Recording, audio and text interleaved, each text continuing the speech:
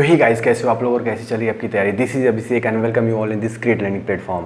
तो गाइस, आज का सेशन बहुत ही मज़ेदार होने वाला है ना। बहुत ही मज़ा आने वाला है। देखो, मैं क्या सोचता हूँ कि यार कोई भी कंपटीशन आप तब ब्रेक कर पाओगे जब आपका बेसिक कॉन्सेप्ट है ना, जो जनरल कॉन्सेप्ट होता है किसी भी चैप्टर का, वो अगर क्लियर है तो समझ लो आप उसके एडवांस कॉन्सेप्ट को भी समझ जाते हो और साथ में बहुत सारे अच्छे क्वेश्चंस को भी आप लगा पाओगे। लेकिन जब यार बेसिक कॉन्सेप्ट नहीं मजबूत रहता है ना, तो कहीं ना कहीं कॉन्फिडेंस भी डाउन हो जाता है और फिर हमें कन्फ्यूजन होने लगती है और अपने आप से विश्वास उठ जाता है कि पता नहीं मैं कर पाऊँगा कि नहीं कर पाऊँगा। तो जैसा कि यार आप थंबनेल देख ही चुके हो है ना, कई सारे सवाल वहाँ पे तो लिखे ही थे। बेसिकली यार आज का वीडियो पूरा न्यूटन लॉ पे फोकस रहेगा। तो गाइस, बहुत ही मज़ा आने वाला है। मैं तो चाहता हूँ आप मेरे ही साथ है ना, मेरे ही साथ एक बार में पूरा सेशन देख लो। वीडियो क्यों लेट हुआ है, देखो उसका जवाब मैं टेलीग्राम ग्रुप में अपने दे चुका हूँ है ना।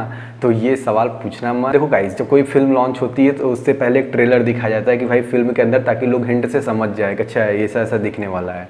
तो अपन लोग भी देखो, ये कुछ हेडलाइंस है, इनको आप देख लो फटाफट है ना। चैप्टर के अंदर आपको ये सुनने को मिलेंगी, इनके अंदर से बातें होंगी। जैसे कि पहला हम लोग इंट्रोडक्शन करेंगे, किसका, हमारा आपका नहीं भाई, फोर्स का इंट्रोडक्शन है ना। और उसके बाद इफेक्ट ऑफ फोर्स को समझेंगे। उसके बाद बैलेंस एंड अनबैलेंस फोर्स क्या होता है, ये चीज़ हम समझेंगे। फिर आएंगे लॉज ऑफ मोशन में। उसके बाद चलेंगे न्यूटन्स के लॉ ऑफ मोशन में। अरे भैया, ये डिफरेंट है क्या, लॉज ऑफ मोशन न्यूटन? अरे समझ जाओगे, चैप्टर में तो चलना सही। गाइस, लेक्चर में आगे तो बढ़ना। देखो, लॉज ऑफ मोशन के बाद हम लोग न्यूटन्स लॉ ऑफ मोशन में, जहाँ पे हम लोग फर्स्ट सेकेंड थर्ड ये सब पूरा पढ़ना है, ये सब पूरा समझेंगे एग्जाम्पल के साथ। साथ में मास और इनर्शिया कई लोग के तो समझ ही नहीं आता है क्या चीज़ है, किस चिड़िया का नाम है, तो इसको भी हम लोग समझेंगे थोड़ा।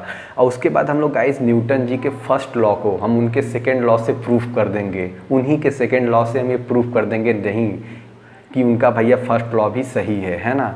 और उसके बाद हम लोग मोमेंटम को समझेंगे, क्या होता है एक्चुअल मीनिंग ऑफ मोमेंटम, पहले तो क्या होता है ये भी समझेंगे। साथ में law of conservation of momentum कहाँ यूज होता है ना, और एक्चुअली वो क्या चीज़ है, उसकी मीनिंग क्या है। तो गाइस, यही सब की बातें होंगी चैप्टर में, काफ़ी मज़ा आएगा। ये तो केवल हेडलाइंस है गाइस, अंदर अभी बहुत कुछ है ना। तो चलो स्टार्ट करते हैं फटाफट से। सो गाइस, ये रहा, देखो इंट्रोडक्शन के लिए मैं आपको फटाफट यहाँ से समझा देता हूँ। देखो गाइज, एक्चुअली देखो, फोर्स को ना किसी इंट्रोडक्शन की ज़रूरत नहीं है, सच कह रहा हूँ। आप डेली लाइफ में देखो, ऐसा बहुत सारा काम है जो मतलब जो बिना फोर्स के आप हो ही नहीं सकता है। जैसे कोई आपकी मम्मी कह दी कोई सामान लेके आना है मार्केट से, आप कोई चीज़ पकड़ रहे हो, कोई चीज़ खींच रहे हो, बाल्टी छत पे लेके जा रहे हो, गेहूं फैलाना है उसको लेके जा रहे हो, कोई टेबल है आपके घर में आप उसको सरका रहे हो, कोई चारपाई है आप उसको हटा रहे हो।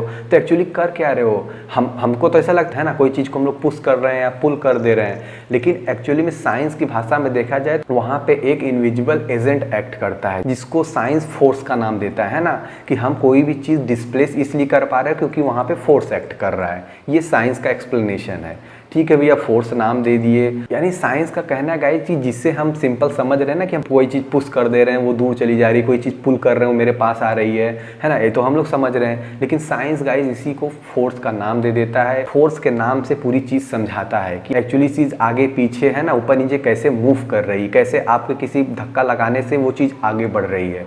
ये साइंस फोर्स के नाम से पूरा चीज़ समझाता है। इन जनरल बस एक लाइन में कहा जाए तो फोर्स इज ए पुश और पुल, बस, है ना। अब आगे चलते हैं, देखते हैं भैया। अच्छा ठीक है, फोर्स तो समझ गए क्या चीज़ है, समझ में आ गया, लेकिन भैया ये काम क्या क्या करता है ना, इसके इफेक्ट क्या क्या होते हैं, चलो वो भी देख लेते हैं। सो गाइस, देखो इफेक्ट ऑफ फोर्स में आपको क्या क्या देखने को मिल रहा है। ये देखो, जो इफेक्ट ऑफ फोर्स है, यानी फोर्स क्या क्या चीज़ें कर सकता है, या हम फोर्स लगा के क्या क्या चीज़ें कर सकते हैं, यही होता है इफेक्ट ऑफ फोर्स। जैसे कोई बॉडी अगर रेस्ट में है ना, ये देखो, जैसे कि ये वाला एग्जांपल देखो है ना, ये वाला जो एग्जांपल आप देख रहे हो, ये बॉडी जो है रेस्ट में है, अभी रेस्ट में है, तो उस पर हम फोर्स लगा के उसको मूव करा सकते हैं। कहने का मतलब उसे एक स्थान से दूसरे स्थान पे ले जा सकते हैं। और ये देखो, और क्या कर सकते हैं भैया कि कोई चीज़ अगर चल रही है ना, कोई चीज़ अगर मोशन में है तो हम उसे रोक सकते हैं फोर्स लगा के, समझ रहे हो गाइस। और गाइस, हम क्या क्या कर सकते हैं, देखो हम फोर्स लगा के हम किसी भी ऑब्जेक्ट का शेप और साइज भी चेंज कर सकते हैं। जी हाँ, अब देखो सेब का एग्जांपल तो जो आपको दिख ही रहा है ना, कि हम जब मम्मी जो घर में आटा गूंथती हैं तो एक्चुअली में हो क्या रहा है, गूंथ रही हैं, वॉल्यूम तो उतना ही रहता है, लेकिन बस क्या होता है उसका शेप आकार उसका शेप बदलता रहता है और कुछ नहीं होता है, समझ रहे हो। तो ये गाइस हम फोर्स लगा ही रहे हैं तभी ना ऐसा हो रहा है, तभी ना यार उसका शेप चेंज हो रहा है। और देखो क्या कर सकते हैं हम, उसका गाइस हम साइज़ भी बदल सकते हैं। ये देखो जैसे कि ये रबड़ बैंड है, अब इसका देखो इसका अपना एक शेप है ना, इसका शेप है, लेकिन अभी इसका साइज़ नहीं चेंज हो रहा है। लेकिन जब हम इसको ऐसे कर लेते हैं, ये देखो इसका पूरा साइज़ ही चेंज हो गया, यानी अब ये ज़्यादा वॉल्यूम को कवर कर रहा है, समझ रहे हो। जैसे कि अगर आपको शेप और साइज़ में डिफरेंस समझना है तो बहुत आसान है, कि जैसे देखो शेप हम किसको बोलते हैं बताओ, जैसे कोई होगा स्क्वायर शेप, ट्रायंगल शेप, है ना। तो गाइस ये सब तो शेप हो गया, लेकिन अगर सेम ट्रायंगल है ना, मान लो एक ट्रायंगल बना हुआ, जैसे कि ये देखो एग्जाम्पल में देखो, एग्जाम्पल देखो, मान लो ये एक स्क्वायर है, ठीक, ये एक स्क्वायर है, अगर मैं इसके बगल में एक स्क्वायर और ऐसे ड्रॉ कर दूं, अब बताओ इन दोनों का तो शेप सेम है, क्या है, स्क्वायर, लेकिन अब पूछा जाए साइज किसका ज़्यादा है, तो आप देख पा रहे हो, तो गाइज आप ये कहोगे भैया हाँ इसका साइज़ तो ज़्यादा है, इसका साइज़ जो है कम है, इसका साइज़ कम है, इसका साइज़ ज़्यादा है। तो गाइज ये है शेप और साइज़ में अंतर, है ना। आई होप आप समझ रहे होगे। और क्या कर सकते हैं भैया, फोर्स से, फोर्स लगा के देखो गाइज, आप किसी ऑब्जेक्ट को मोशन में जब लाते हो, है ना, जब कोई ऑब्जेक्ट रेस्ट में था आप उसे मोशन में लेके आए, तो एक्चुअली जब आप उसे मोशन में लाते हो फोर्स लगा के, आप उसे उसी वक्त एक डायरेक्शन भी दे देते हो। जी हाँ, समझ रहे हो, उसी वक्त एक डायरेक्शन भी देते हो। कैसे भैया, जैसे देखो ये लड़का देखो, है ना, ये लड़का जो है इस बॉल पे फोर्स लगा रहा है, समझ रहे हो। अब देखो इस डायरेक्शन में जो है इस डायरेक्शन में फोर्स लगाया, तो इसका डायरेक्शन क्या होगा बॉल का, आप ही बताओ। जो ये यहाँ से फोर्स लगाया तो इधर ही तो बॉल जा रही है। तो गाइस समझ रहे हो, फोर्स लगा के हम किसी ऑब्जेक्ट में डायरेक्शन भी दे सकते हैं, और इसी के कारण, इसी प्रॉपर्टी के कारण, है ना, फोर्स किसी प्रॉपर्टी के कारण, ये देखो फुटबॉल गेम खेल पाते हैं लोग कैरम खेल पाते हैं। क्यों, कैरम में क्या है, गोटी, आप जब पीसेस को मारते हो तो एक्चुअली क्या करते हो, आप एक पीसेस से दूसरे पीसेस पे फोर्स लगा रहे हो, है ना। जब फोर्स लगाते हो गाइस तो तभी ना पीसेस इधर उधर मूव करती हैं, आप उसे मन चाहे डायरेक्शन देते हो। क्यों, क्योंकि फोर्स एक पर्टिकुलर डायरेक्शन में आप लगा सकते हो, क्योंकि गाइस फोर्स किसी चीज़ को एक डायरेक्शन दे देती है ना। आप आई होप आप समझ रहे होगे। तो ओवरऑल क्या समझे हम लोग कि भैया फोर्स क्या क्या कर सकती है, फोर्स रेस्ट ऑब्जेक्ट को मोशन में ला सकती है, मोशन वाले ऑब्जेक्ट को रेस्ट में ला सकती है। और एक चीज़ गाइस, जो ऑलरेडी कोई ऑब्जेक्ट अगर मोशन में है, जैसे कि ये वाला एग्जाम्पल देखो, है ना, ये वाला एग्जाम्पल देखो, ये देखो लड़का, ये जो है ये लड़का जो है टायर ऐसे गोल गोल घुमा रहा है, ठीक। अब क्या होगा एक्चुअली, जब आप टायर गोल गोल घुमा रहा है, अगर थोड़ा सा और फोर्स लगा दिया जाए तो उसकी वेलोसिटी को भी चेंज किया जा सकता है फोर्स लगा के, समझ रहे हो, यानी उसे एक्सेलरेशन दिया जा सकता है, शेप और साइज भी चेंज किया जा सकता है, और साथ ही साथ हम किसी भी ऑब्जेक्ट को एक डायरेक्शन भी दे सकते हैं फोर्स के थ्रू। तो इतना सब था गाइज, ये सब था इफेक्ट ऑफ फोर्स, है ना। अब बढ़ते आगे, देखते हैं और क्या चीज़ है। तो गाइस अब बात कर लेते हैं, जो फोर्स है हमारा मेनली दो टाइप्स का है ना, मतलब फोर्सेस तो इसे ओवरऑल कैटेगरी वाइज देखो, कई सारी कैटेगरी में फोर्सेस को डिवाइड कर सकते हो, कई सारे बेसिस पे, कई सारे फैक्टर्स पे। लेकिन आज हम जो दो फैक्टर्स बात करने जा रहे हैं उन पे गाइस न्यूमेरिकल बनते हैं, है ना। मेनली जो दो टाइप के हम फोर्स रीड करने वाले हैं उनसे आप न्यूमेरिकल सॉल्व कर सकते हो आराम से, फोर्स के चैप्टर्स का, फोर्स के क्वेश्चन का आप न्यूमेरिकल सॉल्व करने में ये हेल्प करेंगी अगर इसको आप समझ गए, है ना। इन दो टाइप्स को अगर आप समझ गए तो देखो गाइस, चलो आओ देख लेते फटाफट वो दो तरीके के फोर्स कौन कौन से हैं। अच्छा, आप सोच रहे हो कि भैया यहाँ पे नाम तो लिखा ही नहीं है ना, ये क्या है, लोग रस्सी खींच रहे हैं, कोई नाम तो लिखा ही नहीं भैया, कहाँ दिख रहा है हमें टाइप ऑफ फोर्स। तो देखो मैं आपको दिखा देता हूँ कहाँ पे है। सो गाइस आपको जो है इस फिगर में क्या दिख रहा है हमको ये बताओ। इस फिगर में जो पहला फिगर मैंने किया है रेड, इसमें क्या दिख रहा है कि तीन लोग इधर साइड रस्सी खींच रहे हैं, तीन लोग इधर साइड से रस्सी खींच रहे हैं। अच्छा भैया ठीक है, और एक बात बताओ क्या दिख रहा है, इसमें दिख रहा है भैया इधर जो है 300 न्यूटन का फोर्स जनरेट हो रहा है, ठीक, और इधर साइड भी 300 न्यूटन का फोर्स जनरेट हो रहा है। सवाल तो ये बस छोटा सा है मेरा, बताओ इनमें से कौन जीतेगा, बता पाओगे? अरे कैसे कोई जीतेगा भैया, इसमें तो भैया दोनों तरफ तो 300 न्यूटन का फोर्स लग रहा है, तो जीत कैसे कोई पाएगा? ये फोर्सेस तो आपस में बैलेंस कर देंगे एक दूसरे को। जी हाँ, पहला टाइप हमारा यही है कि ये बैलेंस फोर्स है गाइस, है ना, ये बैलेंस कर दे रही है, एक दूसरे को कैंसिल आउट कर दे रही है, इसमें कोई भी विनर नहीं होगा, दोनों लोग बस इधर से खींचते रहेंगे, कोई रिजल्ट नहीं आएगा, समझ रहे हो, क्योंकि फोर्सेस इक्वल हैं, आपस में बैलेंस कर जा रही हैं। अच्छा भैया ठीक है, और नीचे वाले फिगर में क्या हो रहा है गाइस, ये देखो ना, नीचे वाले फिगर में क्या हो रहा है, चलो थोड़ा कलर चेंज कर लेता हूँ। ये देखो इस वाले फिगर में आपको क्या दिख रहा है ये बताओ हमें। इस वाले फिगर में दिख रहा है गाइस, इधर तो 300 न्यूटन का फोर्स जनरेट हो रहा है, ठीक, और इधर साइड क्या हो रहा है कि 400 न्यूटन का फोर्स जनरेट होगा। फिर से मेरा सवाल वही है, बताओ कौन जीतेगा? अरे तो सिंपल सी बात दिख रहा है भैया, ये वाला जो आदमी इधर साइड के, आपको साफ साफ दिख रहा है भैया कि हाँ इधर साइड के जो इधर साइड के लोग जीत जाएंगे आराम से। क्यों? क्योंकि इधर 400 न्यूटन का फोर्स लग रहा है, यानी ज़्यादा फोर्स लग रहा है, और इधर तो 300 न्यूटन का लग रहा है, ठीक है। अच्छा आपसे ये पूछूं तो क्या गाइस ये बैलेंस फोर्स है? नहीं है। तो फिर है क्या? सिंपल सा भैया, बैलेंस का अपोजिट क्या? अनबैलेंस फोर्स, यानी एक दूसरे ये फोर्सेस बैलेंस नहीं कर पा रही अपने आप को, इसलिए अनबैलेंस फोर्स है।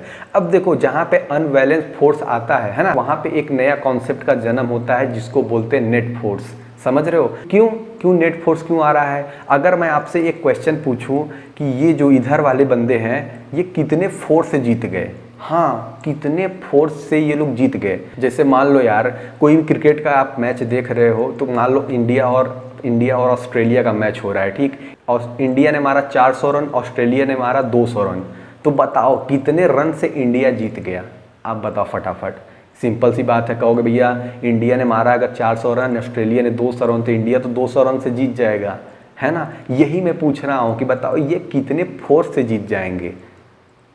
अब समझ में आ गया? जी हाँ बिल्कुल, 100 न्यूटन के फोर्स से ये लोग जीत गए भैया, 100 न्यूटन का फोर्स इनकी तरफ लग गया। तो गाइज यही है नेट फोर्स, समझ रहे हो?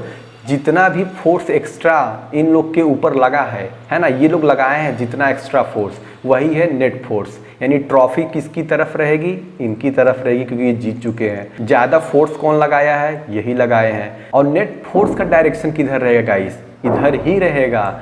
क्यों? क्योंकि भैया फोर्स तो एक वेक्टर क्वांटिटी है। अब वेक्टर स्केलर क्या होता है डीप में हम थोड़ा बाद में किसी और वीडियो में देखेंगे।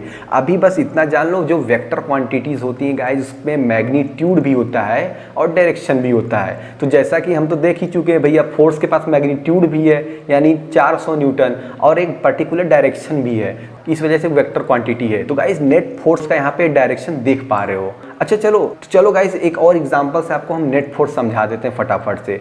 ये देखो गाइस, एक बॉक्स है बीच में, है ना, यहाँ पे ये देखो ये इधर एक बॉक्स है बीच में। चलो ठीक है भैया, इधर साइड एक बंदा जो है 7 न्यूटन का फोर्स लगा रहा है, इधर साइड 2 बंदे मिलके एक 5 न्यूटन लगा रहा है, फिर एक बंदा मिलके 5 न्यूटन लगा रहा है। चलो भैया लगा दिया। अच्छा बताओ इधर टोटल कितना न्यूटन लग रहा है फोर्स? इधर तो भैया 10 न्यूटन का फोर्स लग रहा है, यानी 10 न्यूटन का फोर्स लग रहा है गाइस, है ना। और इधर साइड कितना लग रहा है? 7 का।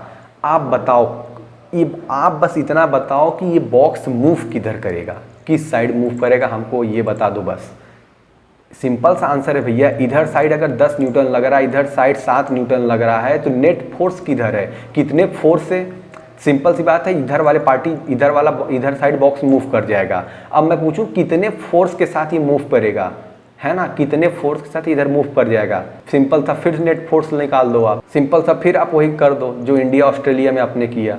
10 - 7 आपका आ गया 3 न्यूटन। गाइज ये आप देख पा रहे हो यहाँ पे, है ना, 3 न्यूटन के फोर्स से बॉक्स इधर मूव करना चालू कर देगा। क्यों भैया 3 न्यूटन कैसे? देखो 7 न्यूटन तो एक साइड लग रहा है, एक साइड 10 न्यूटन लग रहा है, तो जो 7 न्यूटन है आपस में कैंसिल हो जाएंगे, बचेगा जो 3 न्यूटन ना, उसी के साथ ये मूव करेगा, उसी फोर्स के साथ ये मूव करेगा बॉक्स। तो गाइस अगर आपसे कोई पूछे नेट फोर्स का डायरेक्शन किधर है, आप कहोगे इधर है। क्यों भैया? क्योंकि 3 न्यूटन का फोर्स थी, तो 3 न्यूटन का जो एक्स्ट्रा फोर्स है वो इसी साइड तो लग रहा है, दिख ही रहा है साफ साफ। ये था गाइस बैलेंस फोर्स और अनबैलेंस फोर्स और नेट फोर्स का कॉन्सेप्ट। आई होप आप समझ गए होंगे। चलो फटाफट बढ़ते हैं आगे और देखते हैं और क्या है। सो गाइस चलो टाइप ऑफ फोर्सेस के बारे में और थोड़ा और डिस्कशन कर सकते हैं ना, और कितने तरीके के फोर्सेस होते हैं, एक बार नाम पढ़ लेते हैं उन फोर्सेस का। तो गाइस आप यहाँ पे देख पा रहे हो, मैं एक फोर्स का नाम आपके लिए फटाफट पढ़ दे रहा हूँ। अगर देखा जाए तो गाइस ये सब अपने आप में एक चैप्टर है ना, ये सब अपने आप में एक चैप्टर है, लेकिन फिर भी हम एक बार शॉर्ट में इनका नाम पढ़ तो लेते हैं ताकि इनको याद तो रहे। देखो पहला जो टाइप यहाँ पे लिखा हुआ है कॉन्टैक्ट फोर्स, है ना। कॉन्टैक्ट फोर्स क्या है भैया? ऐसे फोर्स जो कॉन्टैक्ट हो किसी 2 बॉडीज़ का तब एक्ट करते हैं, है ना। इन फोर्सेस को एक्ट करने के लिए 2 बॉडीज़ का कॉन्टैक्ट में होना बहुत ज़रूरी है। तो गाइस पहला फोर्स है आपका अप्लाइड फोर्स। अप्लाइड फोर्स में क्या आ रहा है? जैसे कि पुश और पुल आप कर रहे हो, ये अप्लाइड फोर्स आपका हो गया। उसके बाद गाइस आता है आपका स्प्रिंग फोर्स, ये आपका आता है ड्रैग फोर्स। फिर गाइस आपका जो फ्रिक्शनल फोर्स है वो भी कॉन्टैक्ट फोर्स का एग्जांपल है, यानी कि फ्रिक्शन फोर्स लगने के लिए कॉन्टैक्ट होना ज़रूरी है। और नॉर्मल फोर्स भी, देखो अभी आप कोई सारे फोर्स का इसमें नाम नहीं सुने होंगे, है ना, अभी एकदम नाम नहीं सुने होंगे। वो आगे वाले आने वाले चैप्टर में गाइज ये पूरा स्पेसिफिक एक पूरा टॉपिक बन जाते हैं ना, पूरा एक चैप्टर बन जाते हैं, तो वहाँ पे आपको ज़्यादा ही समझ में आ जाएगा।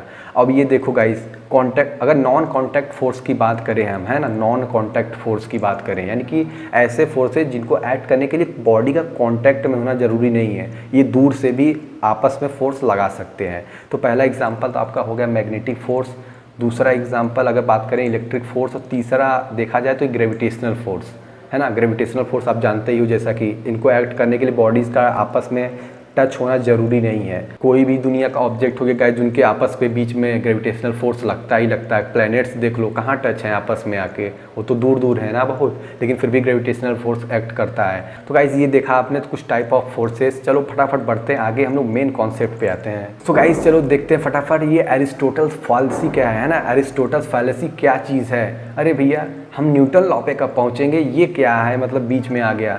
देखो गाइस, न्यूटन लॉ पे आप डायरेक्ट नहीं जाओगे, है ना। अगर बेसिक से आपको जानना है कि शुरुआत कहाँ से हुई थी, जो न्यूटन ने 3 नियम दिए, उससे पहले बहुत कुछ हुआ था, है ना। तब जाके वो नियम आए थे, वो रूल्स बने थे, वो लॉज बने थे। तो देखो गाइस, हुआ कि एक्चुअली में मैं आपको अब समझाता हूँ। एरिस्टोटल जो अपने समय के भी बहुत महान रिसर्चर थे, बहुत महान साइंटिस्ट थे, इन्होंने एक गलत स्टेटमेंट पास कर दिया था। मतलब अपने समय के भाई महान रिसर्चर हैं, अब उनके जो थ्योरीज लिखे गए, उनके जो लॉज लिखते थे उस समय, तो लोग उनको स्टडी भी तो करते थे, है ना, लोग उनको पढ़ते थे, समझते थे, सोचते थे उनके बारे में। तो इनका एक गलत स्टेटमेंट उस समय तो नहीं पता था किसी को, है ना, बाद में किसी ने बताया कि ये गलत है यहाँ पे थोड़ा सा। तो उन्होंने कहा क्या था, मैं आपको बहुत ही बेसिक से आपको समझा देता हूँ। इन्होंने बताया क्या, इन्होंने बहुत सिंपल सा ऑब्जर्वेशन किया। इन्होंने एक गाड़ी लिया छोटा सा, है ना, इन्होंने एक छोटा सा गाड़ी लिया, उसको इन्होंने ज़मीन पे से चलाया, तो गाड़ी देख रहे भैया चल के कुछ दूर पे जाकर रुक जा रहा है, ठीक है। फिर उन्होंने थोड़ा सा उसे पुश किया, फिर वो चल गया कुछ दूर, फिर जाके रुक गया, चलो भैया ठीक है। फिर उन्होंने पुश किया, फिर चला थोड़ा दूर, फिर रुक गया। जिनको लगा यार ये क्या हो रहा है, मतलब गाड़ी चला दी, एक बार धक्का दे दिए उस छोटे से गाड़ी को, तो चलना चाहिए ना, रुक क्या जा रहा है, ये चल क्यों नहीं रहा लगातार। तो फिर वो फोर्स लगा रहे हैं, फिर चल रहा है, फिर कुछ देर बाद रुक जा रहा है। तो इन्होंने अपने हिसाब से एक लॉ ऑफ मोशन क्रिएट करने की कोशिश की कि भैया कोई चीज़ को, है ना, कोई भी बॉडी को यूनिफॉर्म मोशन में चलने के लिए उसको लगातार फोर्स आपको देना ही पड़ेगा, है ना। अगर आप चाहते हो कोई चीज़ चलती रहे तो आपको उसको फोर्स देते रहना पड़ेगा, ये इन्होंने कह दिया था। और उस समय के लोग इतने, मतलब उस समय के लोग भी भाई पढ़े, अच्छा हाँ दिख भी रहा था, प्रैक्टिकल लाइफ में तो यही दिख रहा है हमें, हम कोई चीज़ जैसे चला रहे हैं तो उसको फोर्स दे रहे हैं, चल रही है, चलते जा रही है, तो उनको लगा भाई लोगों को सही है, चलो बढ़िया भाई। लेकिन वही होता है ना गाइस, कोई एक न एक बंदे के अंदर ऐसा दिमाग में आ ही जाता है, वो क्रिएट ही कर देता है कुछ अलग। देखो गाइस, किसने इनकी बातों को गलत प्रूफ किया था, मैं उनका नाम भी दिखा देता हूँ और उनके बारे में भी बता देता हूँ। सो गाइस देखो, पहला जो देखो, लॉ ऑफ मोशन के बारे में अगर किसी ने कुछ सही बात बोला था तो वो ये थे, ये आदमी गैलीलियो गैलीली। जी हाँ, इन्होंने पहली बार लॉ ऑफ मोशन के बारे में कोई एक सही स्टेटमेंट पास किया था। अब वो कैसे किया था, वो भी मज़ेदार कहानी है ना, वो भी मज़ेदार कहानी है, तो मैं आपको बता देता हूँ। इन्होंने एक टर्म इंट्रोड्यूस किया था गाइज, इनर्शिया का। वो भी क्या है, वो क्या है इनर्शिया, अभी हम आने वाले स्लाइड्स में हम देख लेंगे अच्छे से कि क्या चीज़ है ये इनर्शिया एग्जैक्टली। इन्होंने क्या किया था पहले मैं आपको बता देता हूँ, लेकिन उससे पहले ये देखो गाइज, ये जो चीज़ लिखा है ये पढ़ो पहले। Doubt is the father of invention, है ना, सच है कि नहीं, बताओ आप, बताओ गाइज ये सच है कि नहीं। Doubt is the father of invention, ये इनका मानना था। देखो गाइज, जिसके दिमाग में डाउट ना आए फिर पढ़ाई कैसा, बताओ। आप जो पढ़ रहे हो, आप जो देख रहे हो, अगर आपके मन में डाउट ऐसा हो, डाउट क्या आता, डाउट अगर ना आए कि भैया ये कैसे होता है, ये क्यों हो रहा है, तो फिर पढ़ाई बेकार है गाइज। अगर आप उसका एनालिसिस नहीं कर रहे हो, डाउट आ रहा है ना, तो तब तो ठीक है गाइज, मतलब आप कुछ सीख रहे हो, यानी कहाँ पे गलती हो रही है। अगर आपके मन में डाउट आ रहा है तब तो आप कुछ सीख रहे हो। और इसी डाउट को आप जब अपनी प्रिपरेशन कर रहे हो, इसी डाउट को दूर करने के लिए टेलीग्राम पे एक ग्रुप बनाया गया है, जिसका लिंक डिस्क्रिप्शन बॉक्स में है। 50 से भी अधिक बच्चे जुड़ चुके हैं।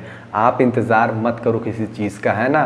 तो आपको अगर कोई डाउट आ रहा है, कोई क्वेश्चन नहीं आ रहा है, आप ही की तरह बच्चे वहाँ पे तैयारी कर रहे हैं, आपको क्या करना है, सिर्फ फ़ोटो लेना है क्वेश्चन का और सीधे ग्रुप में भेज देना है। आप सोच रहे हो आप ही की तरह बच्चे वो सब मेहनत से जी दिलो जान से तैयारी कर रहे हैं, तो भैया उनमें से कोई न कोई आपका आंसर ज़रूर दे देगा और आपको सेटिस्फाई भी करा देगा। ये काम आप भी कर सकते हो, किसी और का क्वेश्चन का जवाब आप भी दे सकते हो, है ना। तो जाओ, लिंक डिस्क्रिप्शन बॉक्स में है, टेलीग्राम ऐप डाउनलोड करो, अकाउंट बना के जुड़ जाना है और कुछ नहीं करना है, बस सब कुछ एकदम ओके है ना। और मैं बोला हूँ 100 बच्चे जुड़ते ही मैं वरदान सीरीज़ का PDF प्रोवाइड करना चालू कर दूँगा। तो जाओ भाई फटाफट जुड़ जाना और अपने डाउट को मिस मत करना, है ना, पूरा डाउट क्लियर कर लेना। तो गाइज बढ़ते हैं आगे। तो गाइज चलो देख लेते हैं फटाफट एक्चुअली में गैलीलियो ने क्या एक्सपेरिमेंट किए कि ये लॉ ऑफ मोशन को बता पाए, है ना, समझा पाए लोगों को कि एक्चुअली में है क्या लॉ ऑफ मोशन। तो चलो और देख लेते हैं फटाफट गैलीलियो ने असल में किया क्या था, मैं आपको दिखा देता हूँ। सो गाइज इन्होंने क्या किया मैं आपको दिखा देता हूँ। ये देखो पहला फिगर, देखो पहला फिगर ध्यान से। इन्होंने एक प्लेटफॉर्म, ऐसा इंक्लाइंड प्लेटफॉर्म क्रिएट किया, है ना, ऐसा इंक्लाइंड प्लेटफॉर्म क्रिएट किया, बहुत ही स्मूथ प्लेन था ये। और साथ में इन्होंने मार्बल की बॉल ली, है ना, बहुत ही चिकना सरफेस था जिसका। फिर गाइज देखो इन्होंने H हाइट पे, है ना, H हाइट पे ये बॉल यहाँ से लिफ्ट किया, ऐसे बॉल रखा, यहाँ से छोड़ दिया। और ये बॉल चलते चलते एकदम नीचे आया और फिर ये बॉल चढ़ते चढ़ते ऊपर चढ़ने लगा। देखो इनके मन में एक चीज़ आ गया था जो अरिस्टोटल ने बोला था, ठीक है वो बोला था, वो दिख भी रहा था, लेकिन इनके मन में बस एक क्वेश्चन था, इनके मन में एक डाउट था, आखिर ऐसा क्या कारण है कि कोई भी चीज़ लगातार अगर आपको यूनिफॉर्म मोशन में चलानी है तो उसको फोर्स देना पड़ेगा, लेकिन हमको फोर्स दे ही क्यों रहे हैं, है ना। वो ऑब्जेक्ट चाहता क्या है असल में, चलना भी चाहता है या रुकना चाहता है, या वो अगर रुक जा रहा है तो क्यों रुक जा रहा है, ऐसा कारण क्या। एक्चुअली इनका मेन फोकस था उस ऑब्जेक्ट के नेचर पे। कोई भी जो ऑब्जेक्ट है मूव कर रही है या रेस्ट में है, उसके नेचर को स्टडी करना कि एक्चुअली में वो ऑब्जेक्ट क्या चाहता है। आप सोच पा रहे हो कितना अजीब है सोचने में ना कि भैया हम तो लिविंग थिंग हम समझ पा रहे हैं क्या चीज़ है, और नॉन लिविंग थिंग भी कुछ चाहता है क्या। हाँ गाइज, नॉन लिविंग थिंग की भी कुछ नेचर है ना, उनकी भी कुछ टेंडेंसी होती है। तो गाइज उसी चीज़ को स्टडी करने के लिए उन्होंने एक छोटा सा ये एक्सपेरिमेंट किया। इन्होंने H हाइट पे जब इस बॉल को रखा ऊपर और फिर यहाँ से इन्होंने छोड़ा, देखा ये बॉल नीचे आती है, नीचे से फिर ऊपर की तरफ चढ़ने लगती है ना। जब H हाइट पे रखे होंगे, यानी कि H हाइट पे जब उठा के रखे होंगे तो इनकी पोटेंशियल एनर्जी कुछ होगी, इसकी बॉल की कुछ पोटेंशियल एनर्जी होगी। जब नीचे आते वक्त इस बॉल की पोटेंशियल एनर्जी कम होने लगेगी और साथ में इसकी काइनेटिक एनर्जी बढ़ जाएगी गाइस, समझ रहे हो। और फिर से ये बॉल जब नीचे आएगा तो भाई सामने तो कुछ है ही नहीं, सामने तो इसके ऊपर ही है ना, सामने तो भाई इसके सामने पूरी आगे का है, चढ़ाई है। तो फिर ये बॉल अपने चढ़ने की कोशिश कर रही है, कब तक, ये अचीव करना चाहती है वापस से इस हाइट को जहाँ पर ये बॉल पहले थी, इस हाइट को वापस से अचीव करना चाह रही थी, मतलब यहाँ पे वापस उसी पोजीशन पे जाना चाह रही है यहाँ से उतर के। चलो भैया लेकिन अभी रुके नहीं है ना, अब एक्सपेरिमेंट कई तरीके से किया जाता है तब जाके फाइनलाइज किया जाता है। तो चलो भैया इन्होंने दोबारा किया, इन्होंने इस बार क्या किया कि इस बार बॉल तो लिया, H हाइट उतनी सेम रखी, इस बार देखो यहाँ पे थोड़ा सा ऐसा दूर करके, है ना, फिर से इन्होंने एक इंक्लाइंड ऊपर से लगा दिया, इंक्लाइंड प्लेन बना दिया ऐसा करके, ताकि देखना चाहते थे अब ये बॉल नीचे। अब फिर इन्होंने यहाँ से बॉल छोड़ा और फिर जब बॉल ये बॉल जब नीचे आया फिर सामने देखा, अच्छा थोड़ा सा प्लेन था, मूव किया और फिर ये ऊपर से की तरफ तेज से चढ़ा बॉल, और कहाँ तक चढ़ा, वापस से इस हाइट तक, है ना। ये सरफेसेस बहुत ही स्मूथ है गाइस, समझ रहे हो, बहुत ही ज़्यादा स्मूथ बनाए थे इन्होंने, पूरे एकदम मार्बल के सरफेसेस एकदम। ठीक है भैया, ये बॉल वापस से यहाँ चढ़ा, अच्छा फिर इनको लगा कि चलो थोड़ा और चेंज कर देते हैं। इस बार इन्होंने क्या किया, ये ठीक था, यहाँ तक तो सही था, ये भी सही था, इसका थोड़ा इंक्लिनेशन और इंक्रीज कर दिया गाइस, है ना। ये बॉल अगेन गाइस, है ना, ये बॉल अगेन इस हाइट को अचीव करने के लिए आगे बढ़ती है। तब इनका दिमाग खुल जाता है यार कि नहीं, इस बॉल की भी, यानी इस ऑब्जेक्ट की भी जो मूव कर रहा है इसकी भी कुछ अपनी टेंडेंसी है। ये भी बॉल कुछ चाह रहा है बार बार कि मैं जिस हाइट से उतरी हूँ उसी हाइट पे मैं वापस जाना चाह रही हूँ। समझ रहे हो इस चीज़ को, समझना इस चीज़ को, मतलब जिस हाइट से बॉल उन्होंने छोड़ा है उसके बाद तो फोर्स नहीं लगा रहे ना कि बॉल बीच बीच में धक्का दे रहे, नहीं, ये बॉल एक जगह से छोड़ दिए, अब वहाँ से वो मूव करते हुए आई, ठीक है, वापस से बॉल उसी हाइट को अचीव करना चाह रही है। जितनी भी उसने पोटेंशियल एनर्जी ऊपर से गेन की थी वहाँ से लूज करते हुए आई, काइनेटिक एनर्जी में चेंज हुई, ठीक, मूव करने लगी तो काइनेटिक एनर्जी इंक्रीज हुई। तो गाइज वापस से जब ऊपर चढ़ रही है तो उसी पोटेंशियल एनर्जी को गेन करना चाह रही बार बार कि मैं उसी स्थान पर वापस से पहुँच जाऊँ। ये चीज़ इन्होंने एक्सपेरिमेंट के थ्रू ये चीज़ देखा। अब इनके दिमाग में एकदम आइडिया आ गया कि भैया काम करता हूँ, हर बार मैं देख रहा हूँ बॉल यहाँ से यहाँ छोड़ रहा हूँ, फिर बॉल वापस से हाइट को अचीव करना चाह रही है। ठीक है, ठीक है। अगली बार इन्होंने क्या किया भैया, इन्होंने क्या किया अगली बार, वो आप जान के हैरान हो जाओ कि इन्होंने ये आगे का पूरा इंक्लाइंड, पूरा जो वेज था उन्होंने यही हटा दिया। समझ रहे हो, ये आगे का इन्होंने वेज ही हटा दिया। अब सोच रहे हो भैया क्यों आगे का वेज हटा दिए, तो क्या इससे क्या कर लेंगे। अब देखो इनका दिमाग क्या था असल में, मैं आपको दिखा देता हूँ ये क्या सोच रहे थे। ये देखो इनका प्लान ये था, बार बार ऊपर से वो उतर रही है और मूव करना चाह रही है तब तक जब तक कि वो उस हाइट को अचीव ना कर ले। उन्होंने क्या किया, उससे बॉल की उस हाइट को ही छीन लिया ताकि बॉल को कंफ्यूज कर सके कि भैया अब तो हाइट में छीन चुका हूँ, अब ये बॉल मूव करेगी कब तक। देखो यहाँ से बॉल इन्होंने उतारा, अब बॉल आगे बढ़ती है, अब बॉल आगे सोच रही भैया कुछ तो फिर आएगा ऊपर चढ़ने के लिए। मतलब वो इनका ऐसा सोच रहे हैं कि बॉल ये सोच रही है कि भैया आगे बढ़ने के, आगे फिर से चढ़ने के लिए आएगा, मैं वापस से चढ़ के अपना एनर्जी लूज कर दूंगी, फिर से रुक जाऊं, मतलब वहां तक चढ़ के शांत हो जाऊंगी। लेकिन असल में ऐसा हुआ ही नहीं, क्योंकि इन्होंने पूरा सरफेस ही आगे का बहुत लंबा है ना, बहुत लंबा प्लेटफॉर्म इन्होंने इतना स्मूथ बना दिया था आगे तक कि ये बॉल जब यहाँ से छोड़े और ये बॉल यहाँ से मूव करती गई आगे आगे, है ना, एकदम से सीधे चलते गई। तो और गाइस ये बहुत दूर तक चली, है ना, बहुत दूर तक। ये बॉल रुकी तो, जैसा कि प्रैक्टिकली ये पॉसिबल नहीं था कि भैया कोई इनफाइनाइट तक ये चल सके, लेकिन बॉल रुकी तो, लेकिन बहुत ही दूर जाके ये रुकी ये बॉल, है ना। तब इनके दिमाग में एक आइडिया आया कि 1 मिनट, ये बॉल चली तो सही है ना, वो बहुत दूर तो गई है, लेकिन ये बॉल रुकी ही क्यों, फिर भी ये बॉल रुक क्यों गई एक समय के बाद। थोड़ा दूर तो चली, बहुत दूर चली, लेकिन ये बॉल रुकी ही क्यों। इनके दिमाग में बस यही आइडिया आया। तब इन्होंने देखा कि भैया एक एक्सटर्नल फोर्स यहाँ पे एक्ट कर रहा है ना, एक एक्सटर्नल फोर्स एक्ट कर रहा है जो फ्रिक्शन फोर्स है गाइस। वो ज़मीन के सरफेस के कांटेक्ट की वजह से एक्ट कर रहा है, जो बॉल को रोकना चाह रहा है ना, जो बॉल को रोक रहा है, वो एक्सटर्नल फोर्स एक्ट कर रही है। तब इन्होंने अपना एक स्टेटमेंट पास किया, यानी अपने पूरे एक्सपेरिमेंट के बाद इन्होंने एक कंक्लूज़न दिया। क्या दिया, मैं आपको समझा देता हूँ। इन्होंने बस बोला कि भैया कोई भी ऑब्जेक्ट अगर वो कांस्टेंट स्पीड से मूव कर रही है, वो मूव करती रहेगी, है ना, उसे कोई फोर्स नहीं चाहिए, है ना। एक बार वो मूव करना चालू कर दी बॉल, तो चलती रहेगी, उसे बार बार कोई फोर्स देने की आवश्यकता नहीं है। लेकिन एक कंडीशन है, बस कोई भी एक्सटर्नल फोर्स उस बॉल पे एक्ट नहीं करनी चाहिए। कोई भी एक्सटर्नल फोर्स किसी उस ऑब्जेक्ट, उस मूवेबल ऑब्जेक्ट पे एक्ट नहीं करनी चाहिए। क्योंकि गाइज आप जान ही रहो फोर्स क्या क्या चीज़ें कर सकता है, आप इफेक्ट में पढ़ ही चुके हो। तो अगर कोई भी एक्सटर्नल अनबैलेंस फोर्स उस पर एक्ट कर जाएगी, तब तो भाई उसका डायरेक्शन चेंज हो सकता है, उसकी वेलोसिटी चेंज हो सकती है, वो रुक सकता है बॉल इधर उधर, है ना। तीनों ने ये सीधे बात कर दिया भैया अगर एक्सटर्नल फोर्सेस के अब्सेंस में आप बॉल को कांस्टेंट वेलोसिटी दे देंगे, बस कुछ नहीं करना है, सीधे वो बॉल उसी वेलोसिटी में मूव करती रहेगी, वो भी इन्फिनाइट तक, है ना, इन्फिनाइट डिस्टेंस तक। तो समझ गया इनका एक्सपेरिमेंट क्या था। इन्होंने बॉल लिया, पहले यहाँ से छोड़ा, है ना, फिर बॉल यहाँ पे चढ़ी, थोड़ा और इन्होंने चेंज किया अपने तरीके को, फिर भी बॉल यहाँ तक चढ़ रही थी। इस बार इन्होंने पूरा जो है इसको ऐसे कर दिया, है ना, पहले तो यहाँ से छोड़ रहे फिर चढ़ जा रही है, थोड़ा और टेढ़ा किया, इस बार पूरा इन्होंने सीधा ही कर दिया। कहा लो भाई भ्रम में कर देते हैं बॉल को कि बॉल देखता हूँ कैसे अब पहुँचती है। बॉल ये सोच के आगे बढ़ती रहेगी क्योंकि उसे वापस से एनर्जी लूज़ करनी है, जबकि वो कर ही नहीं पाएगी क्योंकि आगे का भैया मैंने सरफेस ही पूरा सीधा कर दिया है।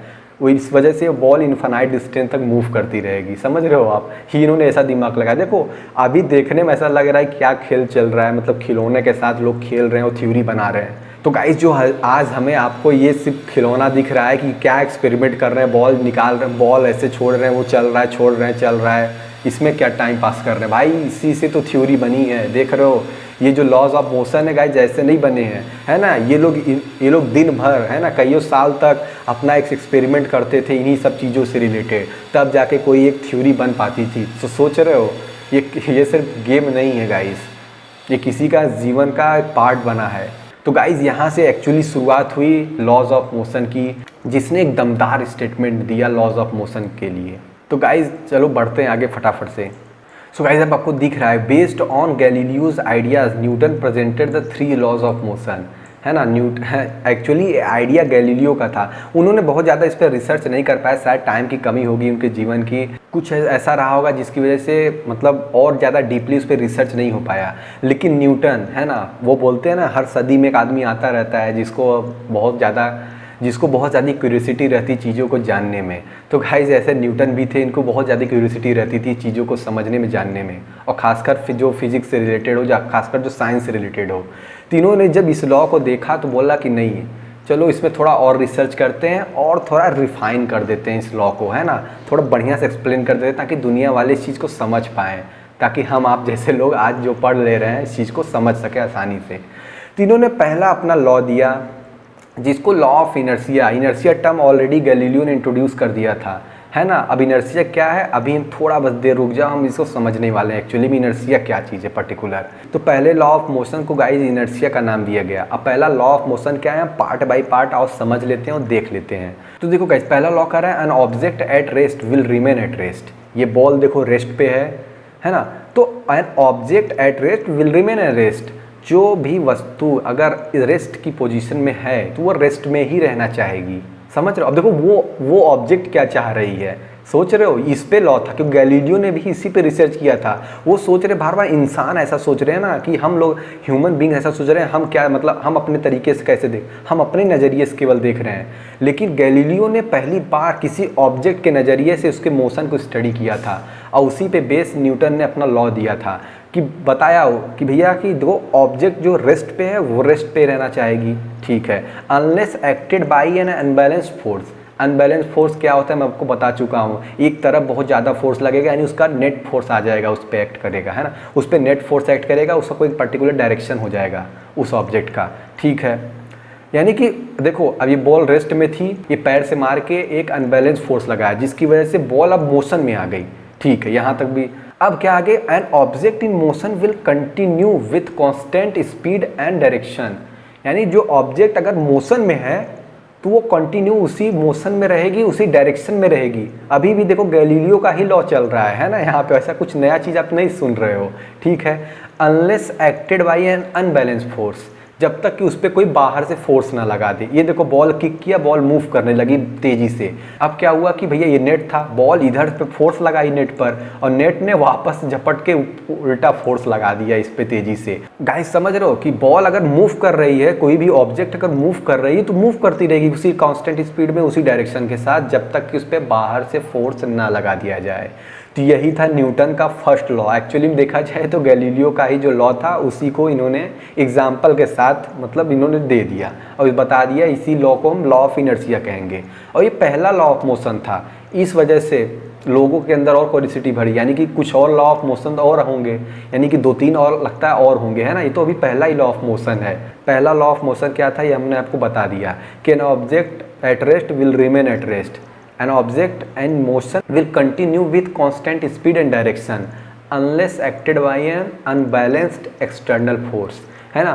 कोई ऑब्जेक्ट अगर रेस्ट पे है तो रेस्ट पे रहना चाहिए, कोई ऑब्जेक्ट अगर मोशन में है तो कंटिन्यू उसी यूनिफॉर्म मोशन में वो चलना चाहेगी और उसी डायरेक्शन में, जब तक कि कोई बाहर से आके उस पर फोर्स ना लगा दे। ये था पहला लॉ। अच्छा, आपके दिमाग में एक चीज़ और आता होगा कि भैया ये सब लॉ पढ़ ही क्यों रहे हैं, है ना, क्यों पढ़ रहे हैं। अब मान लो ठीक है अभी पढ़ लिए, मज़ा आ रहा है, मेरे को समझ में आ रहा है कि न्यूटन का फर्स्ट लॉ क्या है, सेकंड लॉ क्या है, थर्ड लॉ क्या है, ठीक है देख लिए, आगे काम क्या है। क्या बस ऐसे रट के कॉपी गूगल देंगे एग्ज़ाम में और क्या रट के कॉपी में छाप देंगे, नंबर मिल जाएगा, क्या बस इसी के लिए हम ये सब पढ़ रहे हैं या इसी को रटने के लिए? नहीं गाइस, आपको मैं बहुत ही बढ़िया एग्जाम्पल देता हूँ कि एक्चुअली में इसका प्रयोग कर कि कैसे एक आदमी ने इसका यूज करके आज की टेक्नोलॉजी के साथ क्या नया क्रिएट किया है, मैं आपको दिखा देता हूँ। सो गाइस ये देखो, इन इंसान को पहचान रहे हो? नहीं भैया, इनकी बात नहीं कर रहा मैं, है ना, इनको सब जानते मोदी जी हैं, इनकी बात कर रहा मैं। ये कौन है पता है? बहुत लोग जानते भी हो कि नहीं जानते तो बता दो, इनका नाम एलन मस्क है ना, एलन मस्क। ये क्या है भाई, अगर बताने लगूंगा तो पूरी वीडियो बहुत लंबी पड़ जाएगी, है ना, वैसे भी लंबी हो गई काफ़ी, तो ये वीडियो और लंबी हो जाएगी।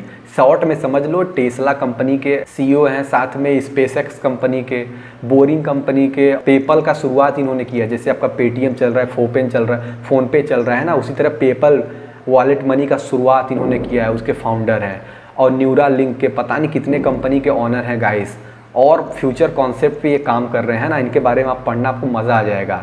इनके दिमाग में क्या आया है, मैं इनका नाम क्यों ले रहा हूँ, क्यों एलन मस्क का अचानक से बीच में ला दिया? न्यूटन के फर्स्ट लॉ के बाद ही जस्ट भैया न्यूटन का सेकंड लॉ बताते, अचानक से ये बीच में क्यों बता दिए?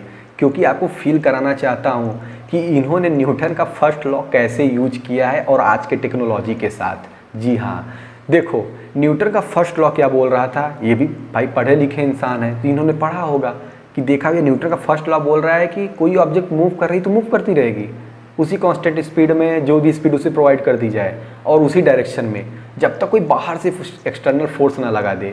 अच्छा, ये दिमाग में सोच के इनको एक आइडिया आया कि चलो एक ट्रेन बनाते हैं, है ना, एक ऐसी ट्रेन बनाते हैं और जिसमें न्यूटन लॉ का यूज करते हैं। अच्छा, अगर एक ऐसी ट्रेन बनाई जाए जिसमें हम एक्सटर्नल फोर्सेस को कम कर सकें, है ना, एक्सटर्नल फोर्सेस हटा सके, तो उस ट्रेन की स्पीड हम बहुत तेज़ बढ़ा लेंगे, वो ट्रेन को हम गाइस बहुत फास्ट कर सकते हैं। इनके दिमाग में ये सब चल रहा था। तो गाइस इन्होंने कॉन्सेप्ट डिज़ाइन करना चालू कर दिया ट्रेन का। तो गाइस इन्होंने अपने ट्रेन का जो है डिज़ाइन है ना, उसका जो ट्रेन का डिज़ाइन था, उन्होंने जो कॉन्सेप्ट सोचा था उसको क्रिएट करना चालू किया कि चलो एक बार पहले पेन पेपर पर बैठ के देखते हैं क्या चीज़ें बनती हैं, क्या चीज़ें पॉसिबल हो पाती हैं।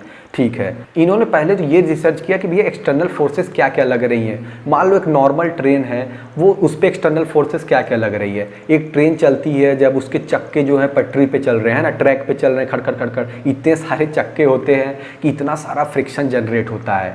तो गाइस इसीलिए तो इंजन लगा है, ताकि उस फ्रिक्शन को बार बार कम करे और उसको एक फोर्स देता रहे, वो ट्रेन चलती रहे लगातार। ठीक है, यानी कि पहले तो फ्रिक्शन फोर्स को कम करना पड़ेगा, यानी फ्रिक्शन फोर्स को हमें हटाना पड़ेगा।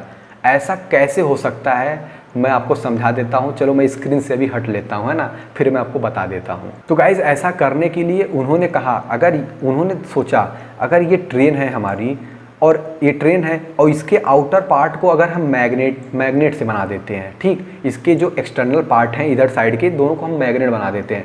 अब मैग्नेट की क्या प्रॉपर्टी है गाइस, मैग्नेट को आप चाहे जितना टुकड़ा कर दो, है ना, टुकड़ा कर दो, वो फिर भी उसके अंदर नॉर्थ पोल साउथ पोल हमेशा जीवित रहेगा। समझ रहे हो, मतलब कि आप एक मैग्नेट लो बड़ा सा, उसके अंदर नॉर्थ साउथ रहेगा, उसको दो टुकड़ा कर दो, अगेन उसके अंदर नॉर्थ साउथ आपस में बन जाएगा। तो ठीक है, यानी मैग्नेट में नॉर्थ साउथ तो रहना ही रहना है। ठीक, तो गाइस जब यहाँ पे मैग्नेट लगाएंगे तो यहाँ पे साउथ हो गया, यहाँ पे नॉर्थ हो गया। अब देखो कहने का मतलब था इनको फ्रिक्शन हटाना था ज़मीन से, यानी फ्रिक्शन हटाने के नाम पे इन्होंने सोचा कि अगर ज़मीन पे रहेगा, ट्रैक पे चलेगा तो फ्रिक्शन लगेगा, तो क्यों ना इसको ट्रैक से ऊपर उठा दिया जाए, है ना, क्यों ना इस ट्रेन को हवा में चलाया जाए, ताकि फ्रिक्शन कम से कम फ्रिक्शन का नाम निशान मिट जाए। तो ये सोच के अब फ्रिक्शन हवा में उठाने के लिए कैसे उठाएं, अब लिफ्ट थोड़ी लगाएंगे, है ना, ऊपर से लिफ्ट लगाएंगे तो उसका अलग टिटिम्मा रहेगा, उसका अलग झंझट रहेगा। तो इन्होंने मैग्नेटिक फोर्सेस का इस्तेमाल किया। सोचो जरा, अब दिमाग देखो कैसे कैसे एक्टिव कर रहा है फिजिक्स पढ़ने के बाद। न्यूटन लॉ के उस लॉ को पकड़े हुए हैं और उसके साथ साथ पूरी फिजिक्स को जोड़ रहे हैं। अब एक नया कॉन्सेप्ट कैसे डिज़ाइन हो रहा है, इस चीज़ को देखना गाइस। इन्होंने मैग्नेटिक फोर्सेस का इस्तेमाल किया, है ना, मैग्नेटिक नेचर को क्या किया कि भैया जब ट्रेन का जो आउटर पार्ट है, ये जो मैग्नेट के, अगर इसको हम मैग्नेट होकर बना देते हैं, नॉर्थ पोल हो गया, साउथ पोल हो गया, और अगर नीचे की तरफ से हम साउथ देते हैं, क्योंकि इसका इधर का पार्ट साउथ का है, अगर नीचे की तरफ से हम साउथ देंगे, ये ट्रेन जो है हवा में नीचे की तरफ से तो उठ जाएगी। चलो भैया उठ गई। और जैसा कि ये बार मैग्नेट पूरा बना हुआ है किनारे के बाउंड्री, तो नीचे की तरफ इसका साउथ है, यानी ये साउथ आपस में रिपल्सन करेंगे और नीचे से ये ट्रेन उठ जाएगी हवा में। और इधर साइड नॉर्थ है, यानी इधर साइड नॉर्थ और साउथ का कनेक्शन रहेगा, नहीं अट्रैक्शन भी रहेगा एक तरीके से। ठीक है, इधर साइड का तो काम कर दिया, अब जस्ट इधर साइड भी उसका उल्टा काम कर दिया, एक पार मैग्नेट उल्टा करके लगा दिया, जिसका नॉर्थ पोल नीचे था, यानी नीचे से इसको इतना रिपल्सन देगा कि इधर साइड से ट्रेन उठ जाएगी, है ना, उठ के कहीं भाग नहीं जाएगी। क्यों? क्योंकि ऊपर साइड से एक साउथ पोल भी है जो नॉर्थ साउथ में अट्रैक्शन फोर्स का काम करेगा। यानी टोटल देखा जाए ये ट्रेन जो है नीचे से जो है पूरा हवा में ऐसे उठ जाएगी। सोच रहे हो गाइस, क्या दिमाग है ना, मतलब ये ट्रेन देखो पूरी हवा में उठ चुकी है। चलो भैया पहला कॉन्सेप्ट हो गया कि ये पहला एक एक्सटर्नल फोर्स इन्होंने ख़त्म कर दिया जड़ से, कि अब फ्रिक्शन का कोई दिक्कत नहीं है। और फ्रिक्शन ख़त्म होती गाइस ये ट्रेन सुपर फास्ट हो चुकी थी। सोच रहे हो, लेकिन अभी भी इनके दिमाग में एक चीज़ अभी मज़ा नहीं आया, है ना, सोचते हैं कि और इसी समय इसी लागे हम एक चीज़ और कंप्लीट कर लेते हैं, एक आग एक्सटर्नल फोर्सेस को और यहीं मार देते हैं।